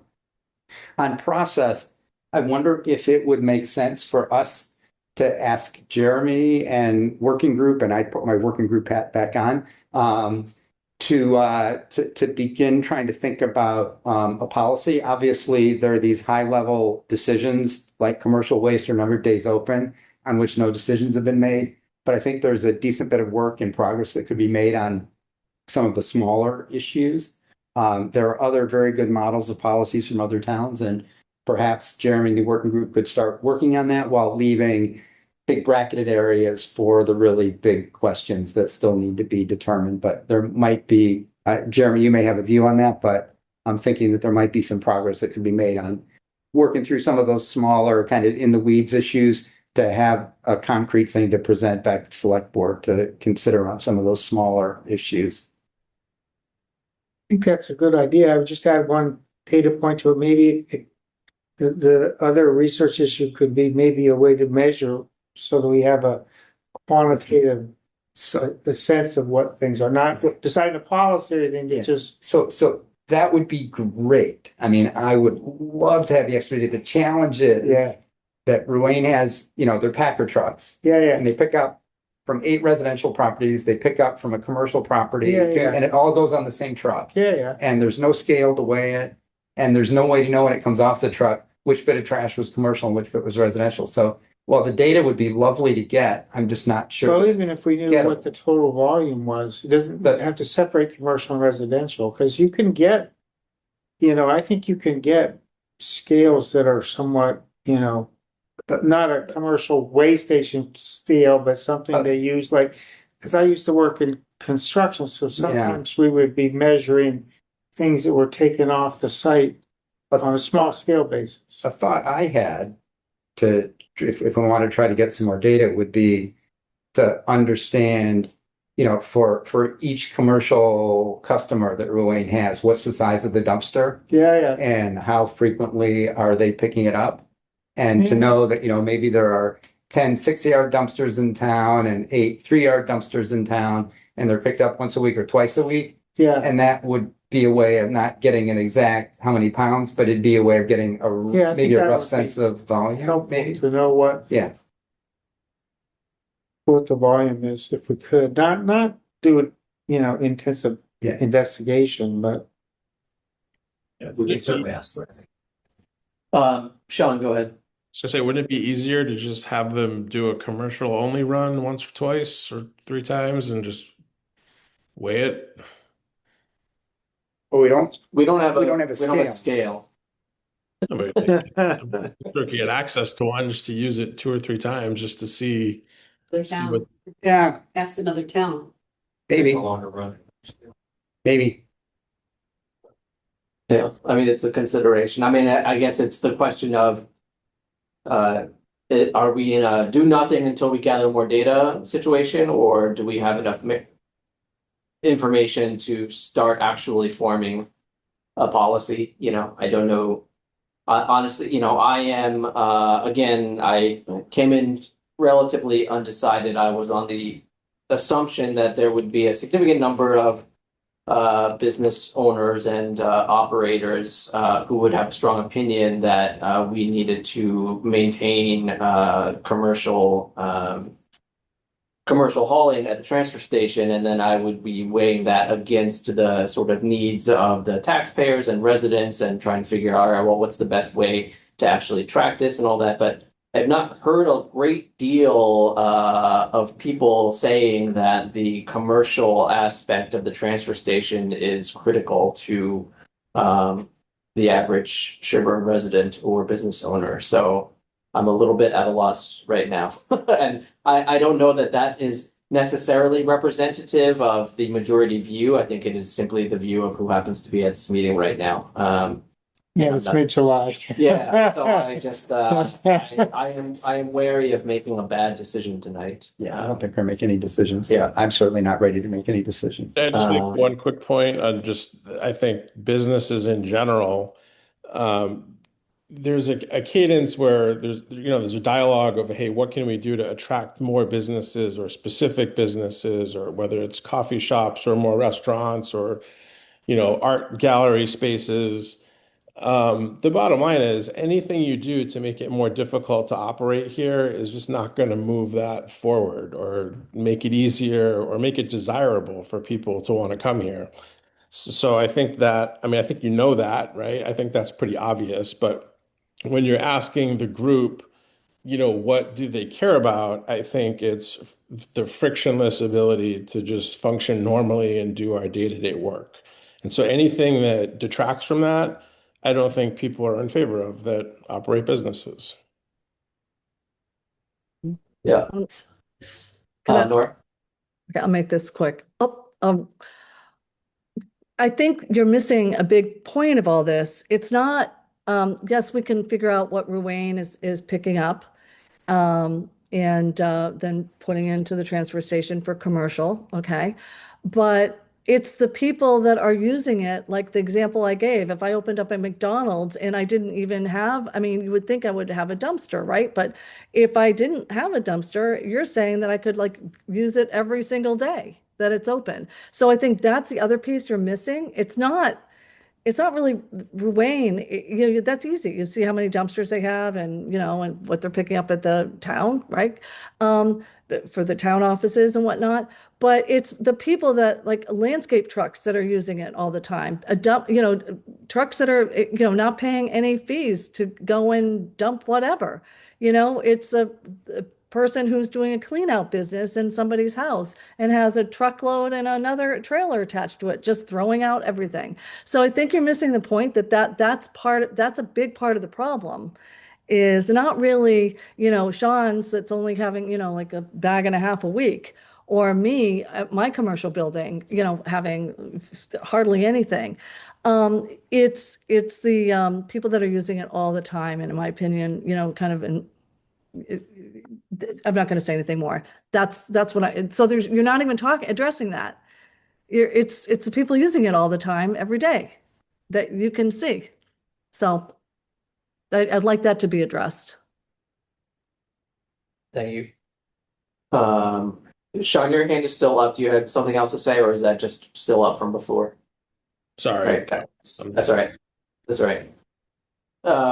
Okay. Well, we've heard a lot of opinions about commercial, and it seems to be leaning towards maybe commercial isn't all that necessary, but I, again, am skeptical that is the true feeling of the majority of users of the transfer station. But I think it is very good discussion that we've had, and again, I don't think anybody is ready to make a decision on that.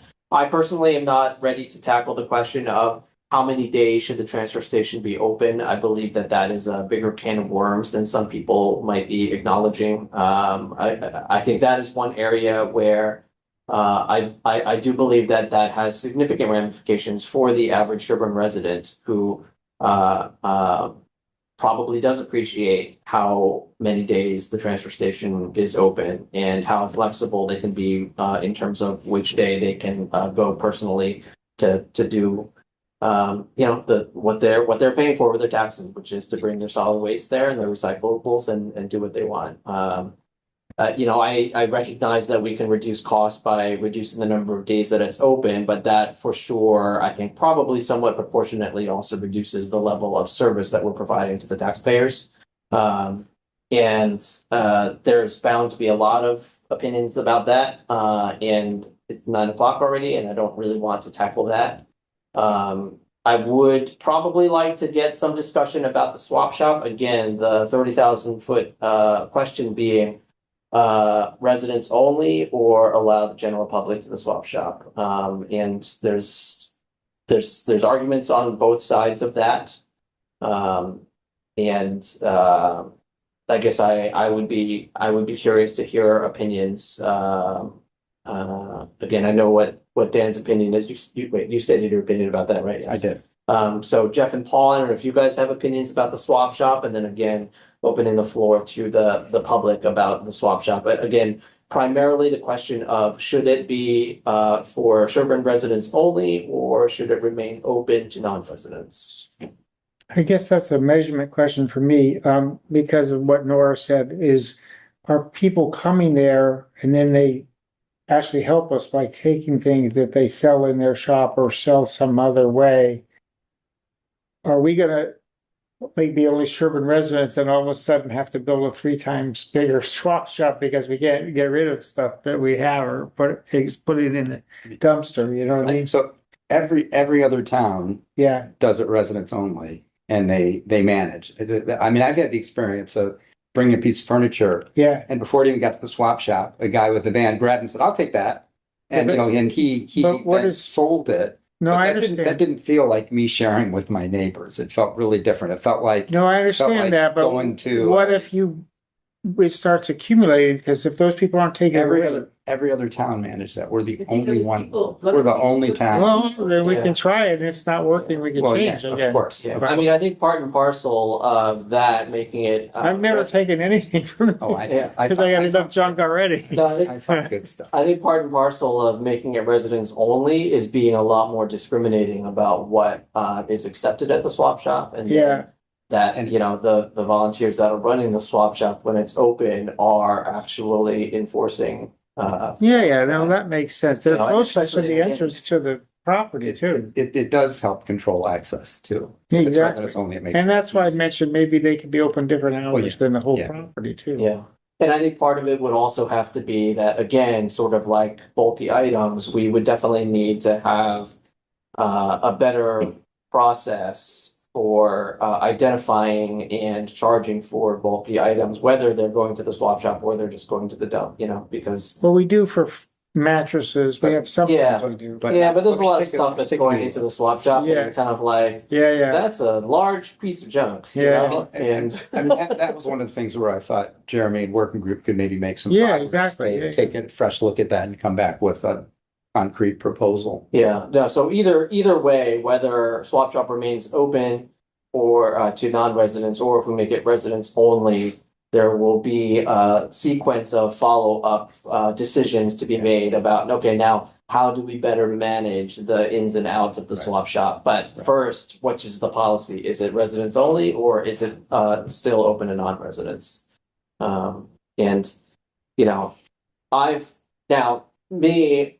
When I moved here, I just assumed that, this swap shop, this is how most town swap shops were. And, you can go to any town and there was a swap shop there, and, for me, I do believe that there is a service that is being provided, not just to the town of Sherborn, but also to the neighboring communities. Like, yes, everybody knows the swap shop is open to non-residents and people can come in willy-nilly. And I'm like, to me, to some degree, that is probably a service that we are providing to the surrounding communities. I like the fact that people can come here and take stuff that is usable. And even if they are taking it and selling it, on eBay or Facebook Marketplace or whatever, I'm like, I brought this thing and I ejected it from my house, and what somebody else does with it after I've ejected it from my house is not my business. That's their business. The fact that it's not going straight into a dumpster that's the benefit, really. So what's your sense then of why every other town has made a different decision than that? I don't know. Yeah. That's why I'm here to be enlightened. I recognize the fact that the swap shop is probably ultimately a source of some amount of the overage of tonnage that we are hauling away relative to other towns. And the question is, all right, well, weighing that against what is the service that is being provided there. Again, I had a private conversation with Dan about this, and it's things might be very different now in the world of Facebook Marketplace and buy nothing groups and eBay or whatever. And I do know that in my own house, there's certain things that I'm like, we need to get this out of the house. Some of it is clearly junk and it goes into solid waste. Some of it is clearly, perfectly good stuff that I just happen to either have too many of or just don't have a use for it anymore. And I may post that on Buy Nothing. And then that, generally speaking, stays within the Dover and Sherborn communities, and then somebody takes it. And then there's kind of like the questionable in-between thing where it's like, I don't know that anybody is really going to take this, but it's still useful. So that goes to the swap shop. And it's very convenient for me that there is a place where I can take these sort of vaguely questionable things that might still have some use, but maybe they don't. But somebody else might have use for it. I've had the experience, similar but on the opposite side of the coin as Dan, where I brought a big it was like a big Hot Wheels racetrack thing over to the swap shop that my son was not playing with anymore, and before somebody didn't take it straight out of my car, but before I left the transfer station, I saw this kid grab the box that had the big Hot Wheels thing, put it in his trunk. I'm like, great, look, some kid came and took my Hot Wheels racetrack right away. And that felt nice, And I mean, not to be judgmental, I don't think that kid lived in town, And so that's the type of thing where I'm kind of like, well, there is a service that is being provided here.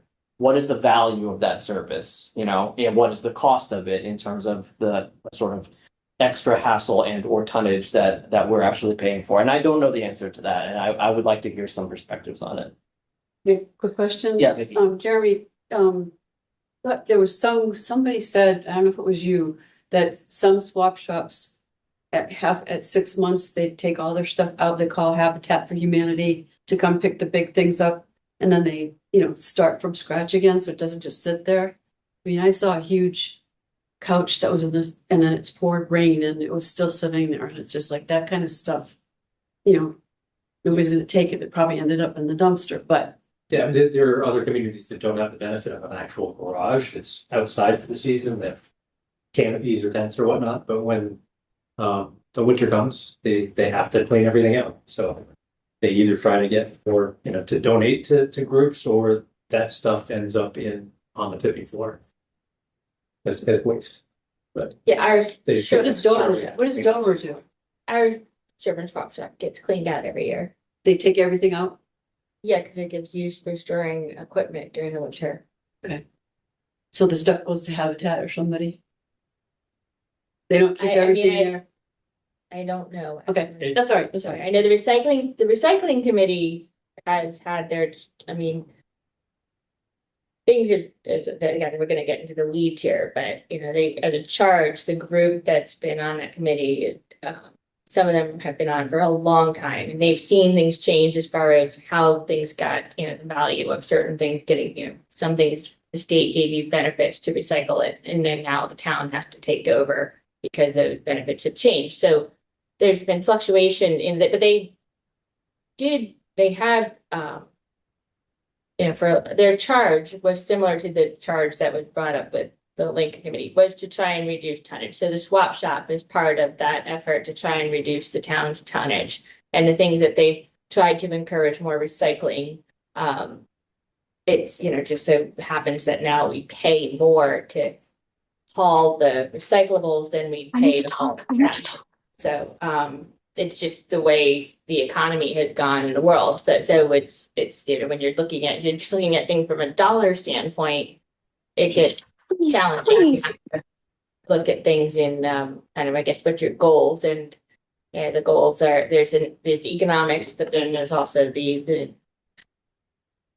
for a better world, do we try and continue encouraging recycling? And if we were just looking at the dollar standpoint, then we would just not encourage the recycling because it costs more. So it's just, it's a challenge. I don't know. And just, I know the swap shop does every year because the building gets used for housing. Okay. And it gets cleaned out. All right, Sean Hogan and then Nora. Hi, this is actually Kelly Hogan. We swapped names tonight, but I came on this Zoom for just supporting the business association, but I'm actually shocked in general about learning about what's happening at the swap shop, because this is the first time I intended to donate to the swap shop. I have literally a trunk full of maybe 40 items, and it's just too much to do the buy nothing group, which I would have preferred to do because I do want to give it to people in the town. And in my mind, because there is a transfer sticker, if I give it to the swap shop, because it's such a big amount of items, I had no idea that other people are coming in, because I assume because we all have to have a sticker.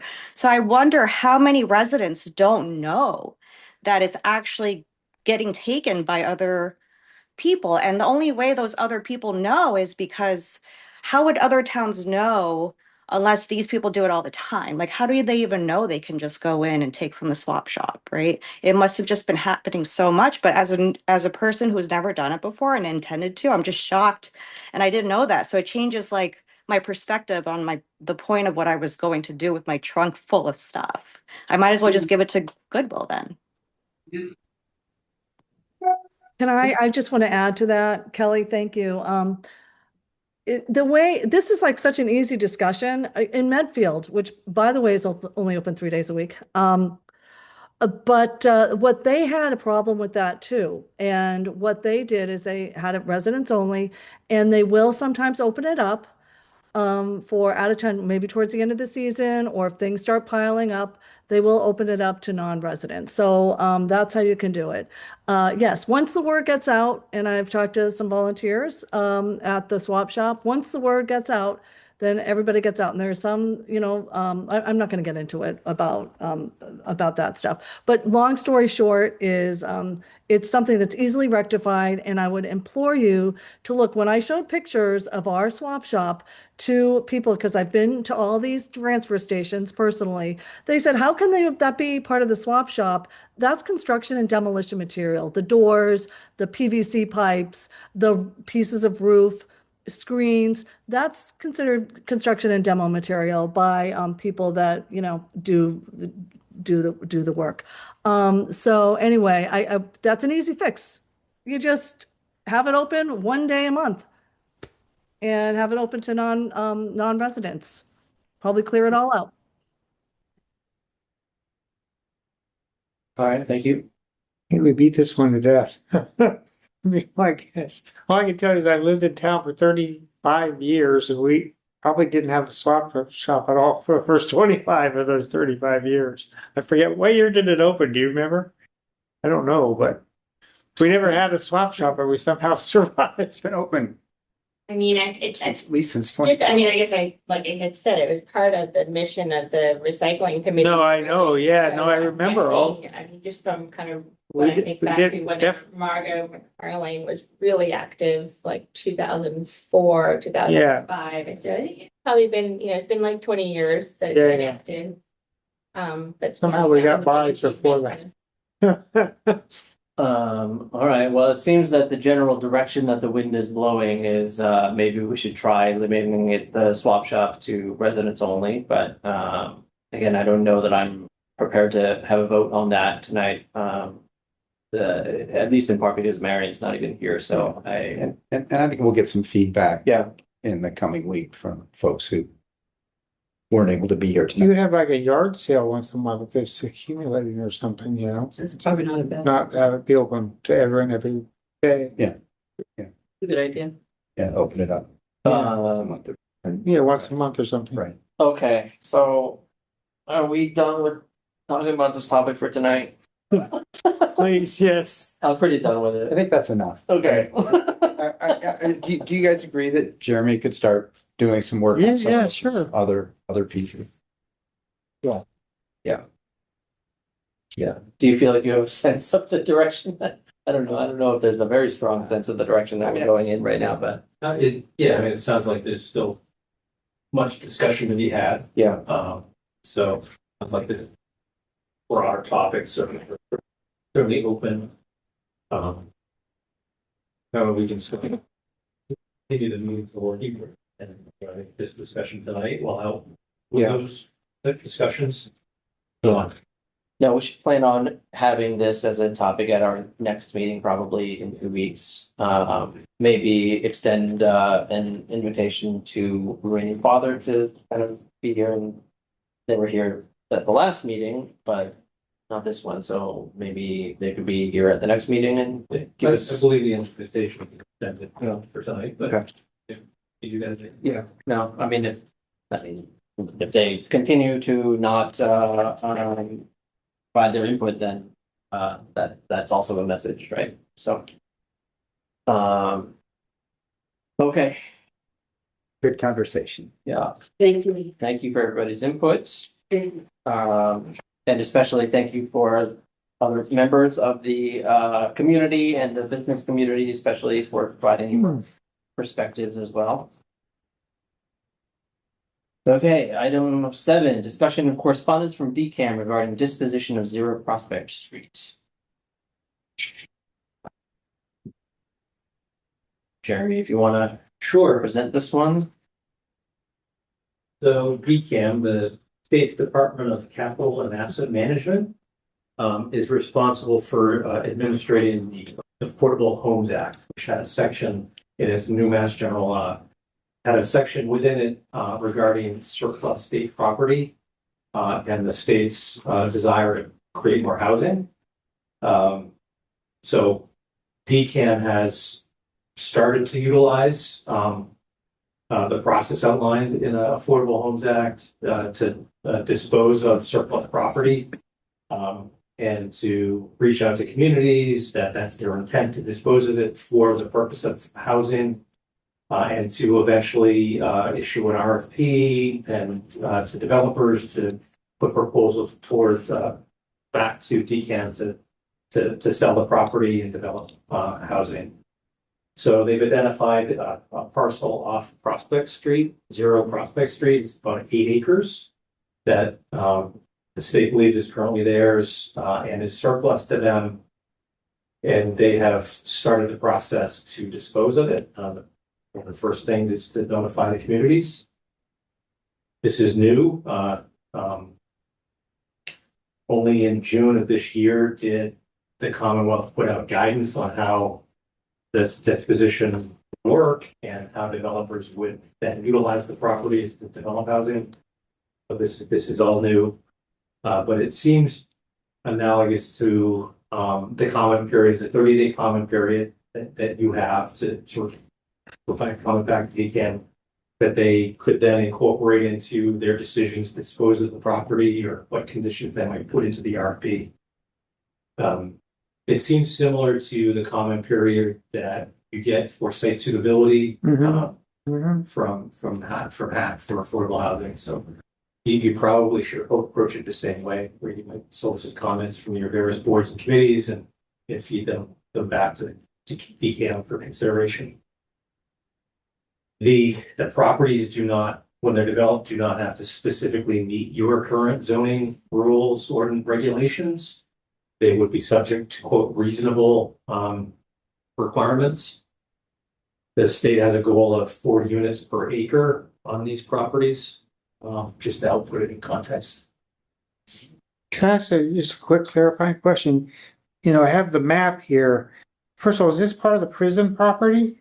It looks like it might be. It's adjacent to, It was, I but think it it seems to be a separate parcel. Yeah, I think it might have been once. at one time, but so, because it was originally part of Sherborn, wasn't it, or something? So that part of Sherborn was part of Framingham. So now it shows this property at Sherborn, but is this really, are they also doing the same for these properties that are, the maps just highlighted blue, what's the Sherborn property, but is there property in Framingham that's immediately adjacent to this, that's part of where the development will be?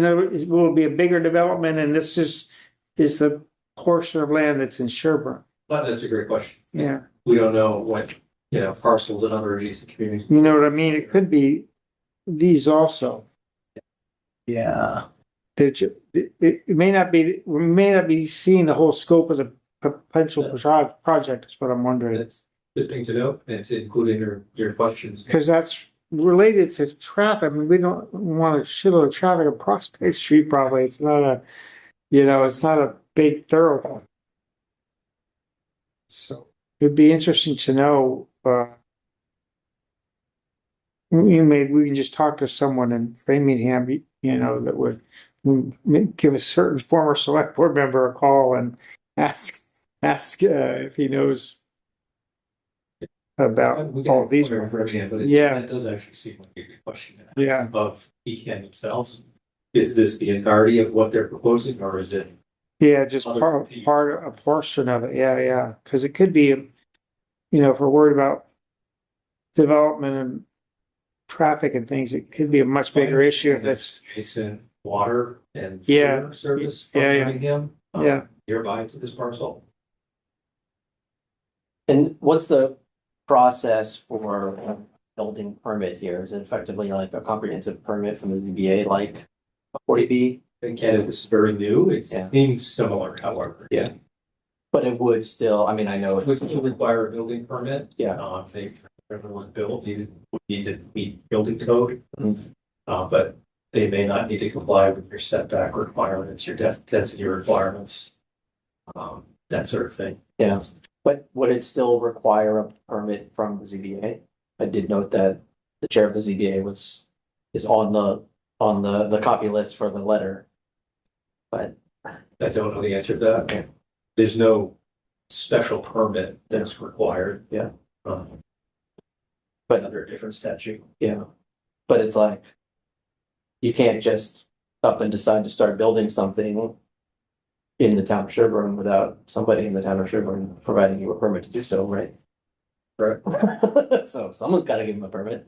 Correct.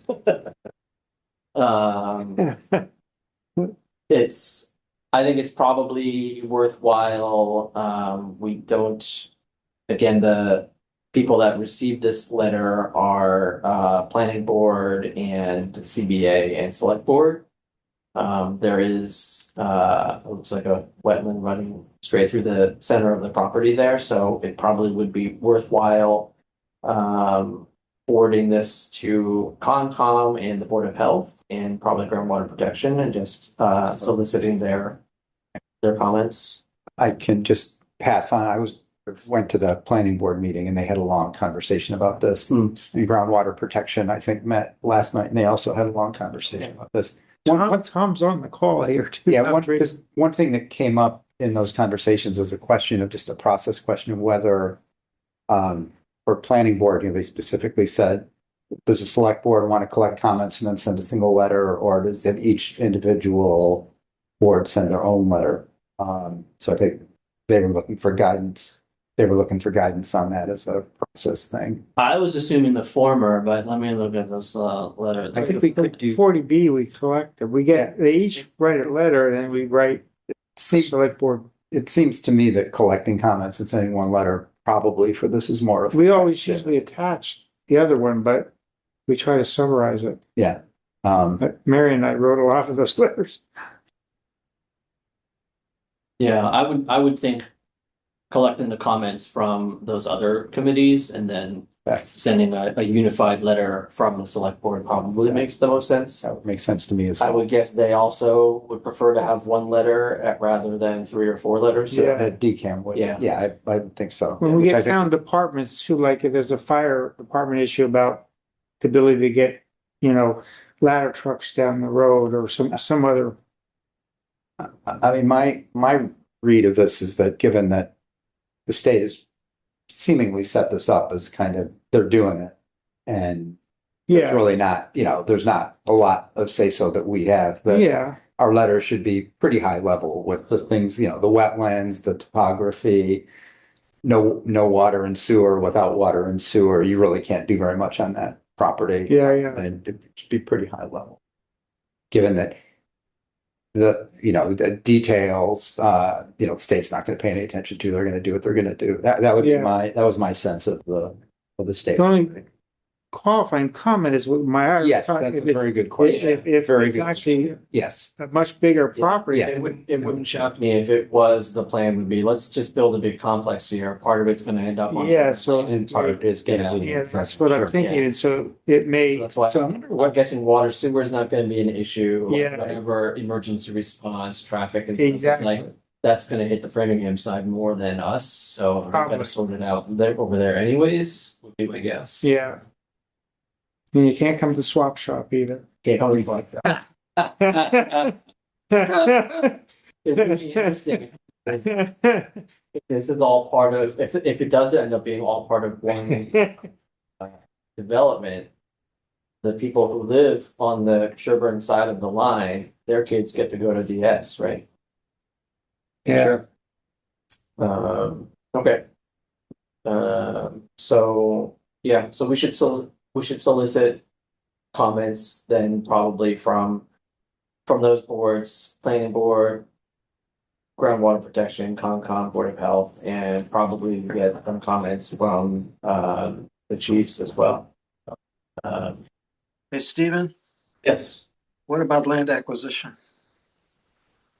I mean, the thing is, like, this land currently belongs to the state, right?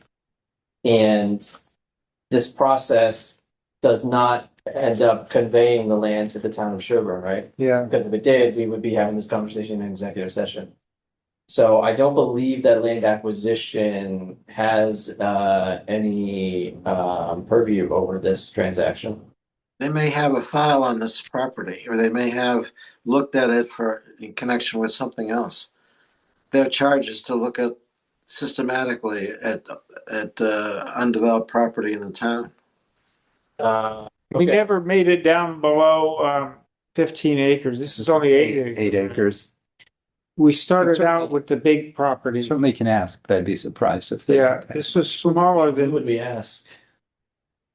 I don't know, because Frank Jenkins passed away. Passed away in the land acquisition. Mary and I were both on it, and she and I were the ones that did the database, but I got thrown off because I was on the advisory committee. So. All right. Well, maybe Marion would know. They have a database of each property. I think we only went down to 15 acres though. I mean, the challenge is it specifies it's only going to be released to someone who's doing housing, right? Yeah. Yes. Yeah. And then the developer would then become the landowner, right? Yes. But if they're summary rules, they haven't issued detailed regulations yet, but their summary rules seems to contemplate that developer and the municipality would enter some sort of agreement as far as how you would allow them to develop the property.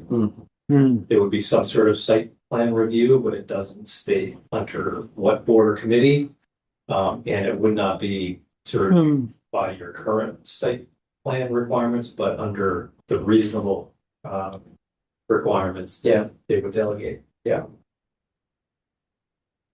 Feels very 40B. It varies. I mean, it seems like if we just operate under the assumption that we're playing by 40B rules, like It's a good start. that seems reasonable, right? It's like, it's not going to be more lax than 40B, probably. And if it ends up being more regulated or strict than 40B, then we can just kind of deal with that as it comes. But for now, we should assume that this is a property that is playing by 40B rules. Yeah, that's about right. Yeah. So the timeline's relatively short for getting a letter back. Yeah, it was 30 days from the letter. I believe it's July 1st. Week in August. So we would need to get things back from other boards, committees pretty quickly to have time to compile it into.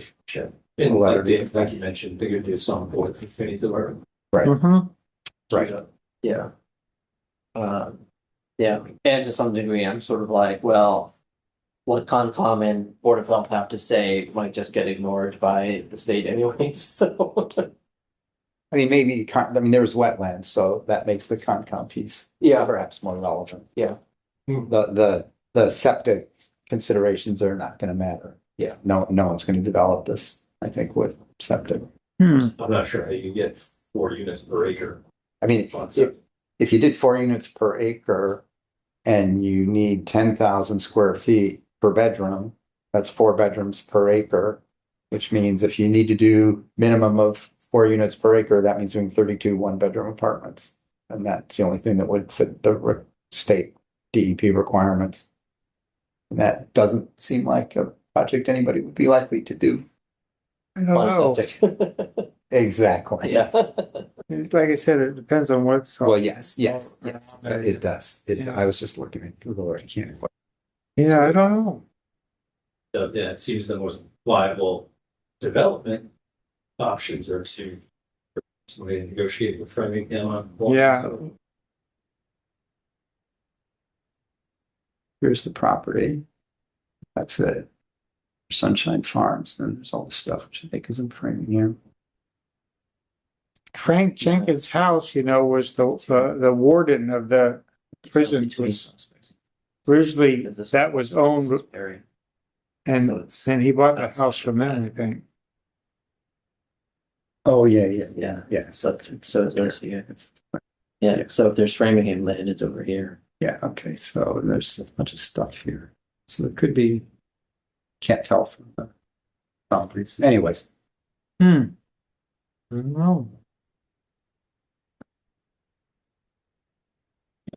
that could be figured out. I'll reach out to the various boards and committees. I may inquire if Marion can assist with compiling a letter like she's done in prior projects or 40B projects. And we'll bring it back. Okay, great, thank you. Moving right along. I mean, I'd be happy to help if an extra Yeah, that'd be that great. hands would be useful. Wow. Yeah, would be happy to help. To discuss draft policy and procedures regarding chapter 61 right of first review. So I want to thank Tom Trainer for identifying this sample policy from the town of Wenham. That's in your packet. Chapter lands here in Sherborn, you have over 1,900 acres in designated chapter land status. And any conversion of those properties or sale of those properties, the town has the right of first refusal. Those come up recently, and it's a number of parcels that are currently under chapter land status. And the whole process seems relatively confusing and not known to all. So it seems right for policy or procedure. This sample from Wenham looks great. I'm going to point you to the checklists that are in the back that really help give an overview of how they approach it and the structured approach they have for conversion and sale. So just wanted to bring it forward for consideration and thoughts on whether you wanted to consider something like this. This has not been reviewed by town council. This is just an initial suggestion for the board. Hasn't been adapted to Sherborn. This is just one of his policy. Straight from one of Yeah. Steve, Yeah. Yes, go ahead, Paul. I reviewed the policy carefully, and it is a beautiful statement. It's good law. It's clear. The only revision I would make to it is to change the name of the town that's referenced. And I would also you change the date as well. Change the date, and I would also, when it talks about the role of the town administrator, some of that really belongs to the Land Acquisition Committee again. Because the Land Acquisition Committee was set up in particular with an eye towards these chapter lands coming at us. We have only 120 days to react to the possibility of acquiring chapter land. So I would add them as one of the boards, and other than that, I'm ready to adopt it. Yeah. So I think this is great as well. I saw a few small things that probably would need to be Sherbornized. So I think my preference would be to have it be, again, all in favor of doing this. I think I agree with Paul. It's a terrific document, but perhaps have a version that's Sherbornized before we take a full vote. Yes. Yeah, no, I looked through it, probably not as carefully as Paul or Dan did, but I really liked it, and I almost am like, why don't we already have something like this? Because the whole process has been very confusing, even to me, let alone somebody who owns chapter land and wanted to sell it. I can see how it is extremely unclear what it is that they're supposed to do. So I think having this policy and again that checklist that it's like very easy to just be like, yes, do this, send it to these people, okay. So I would do very much in favor of doing so. So yeah, I think if you want to just slightly alter this so that it fits with Sherborn, add land acquisition to the list of committees to send to. Change all the references of Board of Selectmen, Select Board, then we should be all set. And when it has to change to Sherborn. But yeah. As Paul highlighted. Yeah. Okay, sounds good. We don't need to vote on that. Let's just wait. We'll organize this and bring it back. And All right, next up, select board goals for fiscal year 27. Can I make a suggestion here? Yes. It's getting late. This is a really important subject.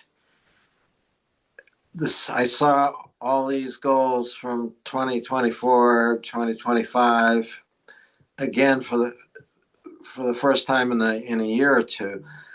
And it's something that I need more time to think about.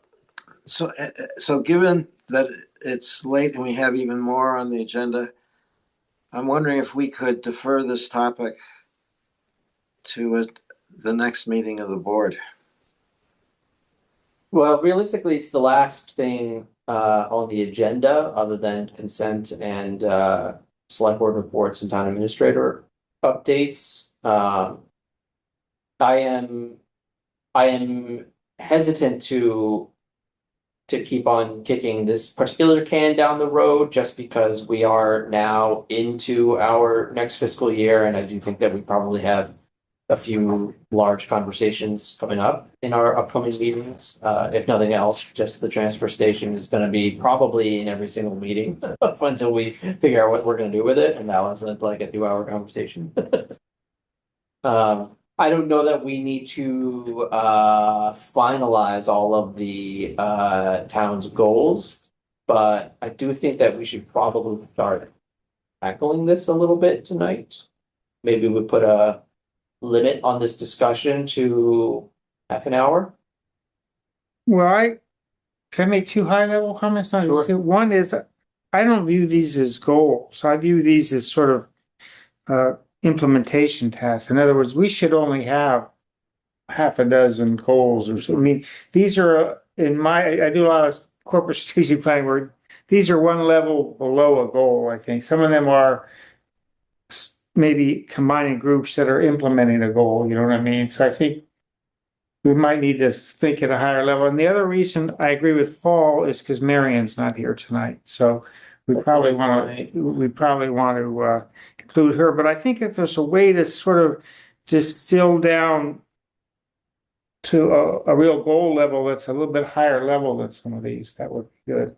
Well, Dan had sent me a document that he was kind of drafting that had some goals. Yeah. And I liked Dan's points. I'm sorry I didn't respond to it. I read it. I'm in the middle of my workday. I'm like, I can't respond to this quickly. But I was like, yes, these are all So good. I mean, I just started working on some ideas and had some financial goals, some communications goals, land use regulation, town resilience, and then another category. And Yeah, so a few bullets. And that's getting what I'm saying. You made a bigger topic of communication and then have things underneath it. Well, do you mind sort of reading out loud the goals that you have? And Sure. if we're generally in agreement, then maybe what you could do would be to give that list to Jeremy, and then Jeremy could sort of draft up for the next meeting, sort of more consolidated, higher level goals. Sure, happy to. Yours isn't in the packet. No, right? no, Yeah. No. just no. That's why I'm Dan to read it out loud. What's in your packet is from. Yeah, that's fine. You're Yeah. starting So fresh, but a Yeah. lot of these have actually been Right. published. So and just so these are not. Okay. happy to read this. These were things that to me seemed like important priorities for the year. It is by no means a comprehensive list of everything the town cares about or everything the town should be doing. So under financial, I had successfully managed a challenging upcoming budget year, continue to pursue strategies to improve town's fiscal sustainability, improve long-term financial planning, make a 5-year budget projection and related scenarios regular part of budget presentations, work with town departments and schools to continue improving capital planning, successfully hire a strong candidate for finance director, town accountant position, successfully manage DLS review of town's financial policies. And then under communications, I had considered developing monthly town newsletter with updates about town committees and their work with links to relevant web pages and other places for deeper detail. Continue working with boards and committees to post minutes in a timely fashion. to include links to meeting recordings on the webpage that lists agendas and minutes. And under land use and regulations, successfully manage the zoning bylaw review. Streamline the business permitting process. That's something that Sean Hogan referenced and came up in the roundtable that Heidi hosted a week or so ago. Successfully manage Coolidge Street projects. And then on resilience, one that hasn't gotten a lot of attention, but to me seems important, would be to enhance fire department access to town land to manage a possible future brush fire, given continuing and worsening droughts that we've experienced. And then a final one of just successfully managing results of the governance task force recommendations. So those are things that to me seem like priorities. I'm sure, the rest of you may have other things to add or subtract. And it was not meant to be like the ones from a couple of years ago were kind of a comprehensive list of everything. And this is, my take on, what I would think of as some key priorities. Yeah, I don't know. I don't think I'm really able to comment yet. I need to think about it a little bit more, but I think the goals should be higher level, and then we can have implementation steps coming down. I don't think we're at that stage yet. Do you think Dan's goals are high enough level or? No, I still don't. too?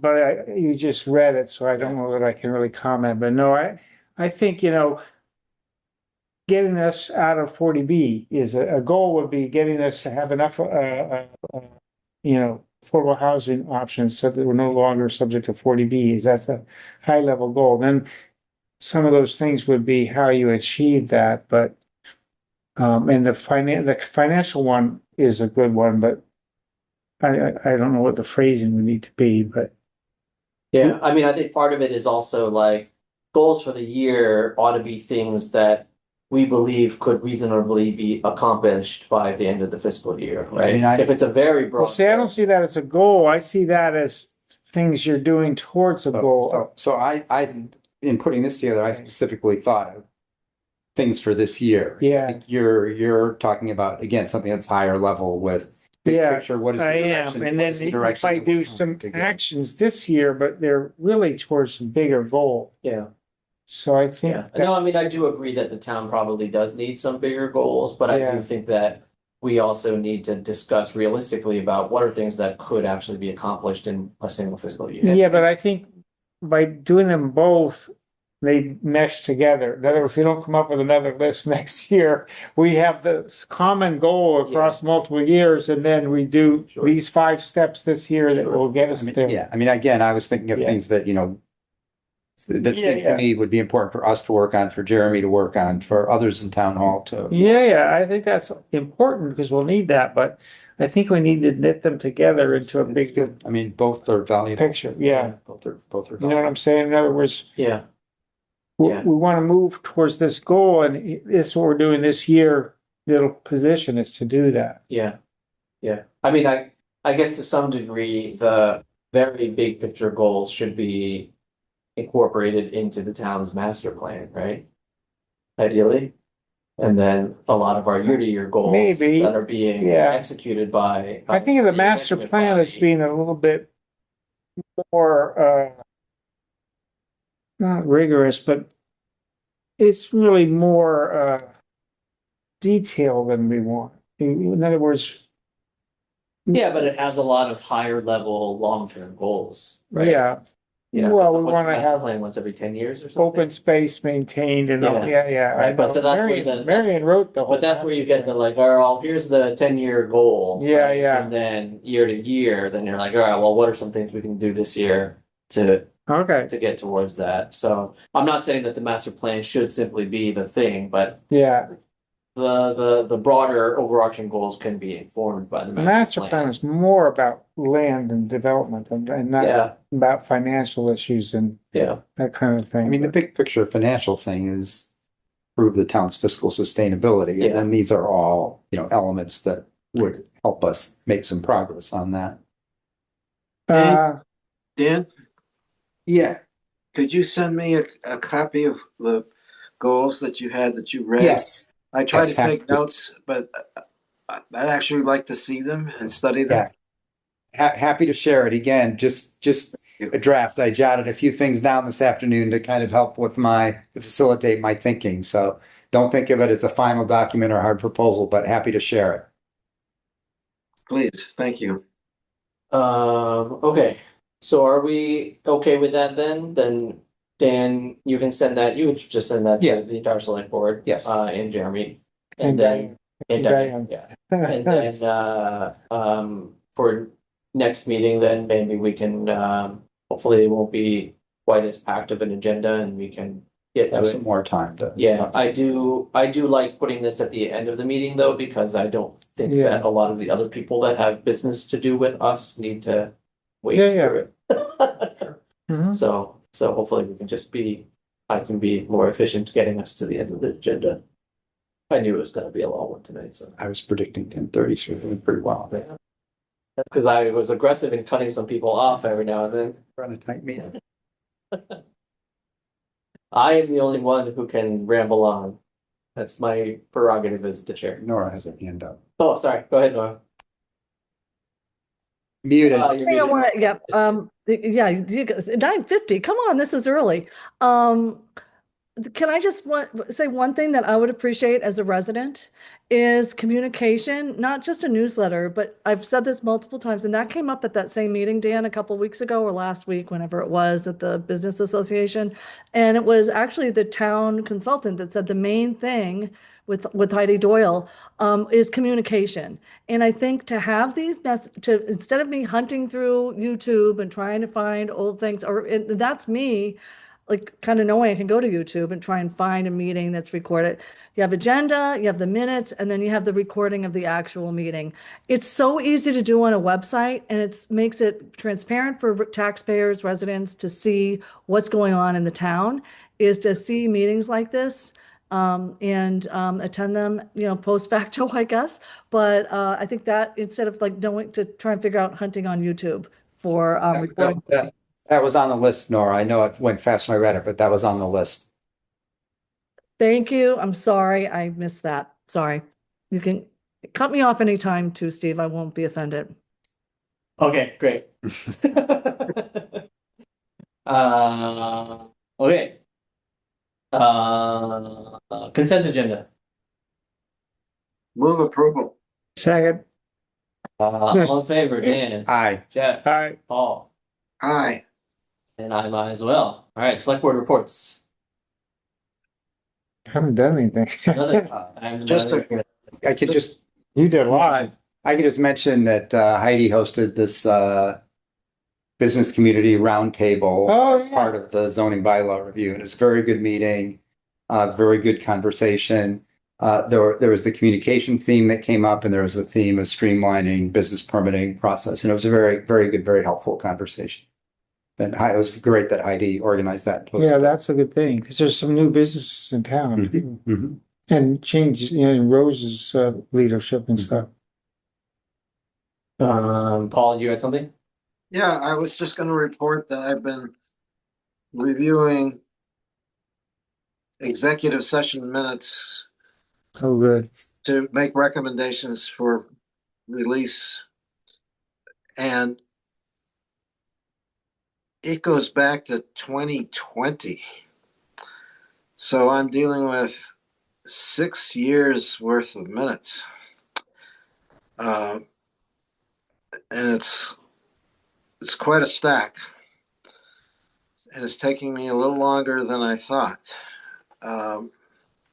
But I will have something for you. And I thought maybe the best way to proceed is to do it year by year. So I'll finish like 2020 and present that and maybe have the board address that year and then go on to 2021 and 2022 or so on. I mean, I can do this any way you want. I can do them all 6 years, but that's likely to take me 2 months maybe to do all this versus getting something done quicker. I have a suggestion, but do you want to? Yeah, you. I think the thing, Paul, I think you might use a different strategy because I don't think the years are important for this reason. I took the list of 6 years of executive session minutes, but there's only about 10 topics in there. In other words, the Sherborn Library was over probably all 10 of those years, or a good number of those years. So there's a distinction between editing the minutes versus deciding whether they can be voted on to no longer be could be released to the public. You know, the executive session minutes. I think we can decide by those big buckets of categories whether they should be released or not. In other words, there's a bunch of them in there that are tied to the Lebarski properties. I think we should probably not release those. The library project's finished. I think we can release those. So we might have a higher level where we can look at the categories of things that are in multiple years of the executive. Does that make sense? Well, here's the problem. It's not an either or decision with regard to executive minutes. Paul, I'm gonna cut this off because this is turning into a discussion rather than just a select board report. So I don't know, maybe, I mean, I like what Jeff is saying, but maybe you and Jeff can just talk about it offline and you can come up with a strategy. Does that work? Great. Okay, town administrator reports. Yeah, just wanted to give a note of appreciation. You folks have been around even in the hot weather. There's been some completion of some great landscaping outside the town campus, from the library. I think it's worthy to give a shout out to Sam Nelson, the library trustees, Sean, public works staff. They've done a great job in implementing all that landscaping. Looking great, even in the hot weather, with a lot of watering by all these folks, and a great design and implementation. So, want to give a note of appreciation for all that work. Yes, definitely. Is that it? That's it. Wow, short one. Nice. We're gonna finish before 10. You're up, Paul. Can I move to adjourn? Second. All right, moved and seconded. Dan, Aye. Jeff, Aye. Paul, Aye. and I'm I as well. Thank you all. Bye, guys. Hey.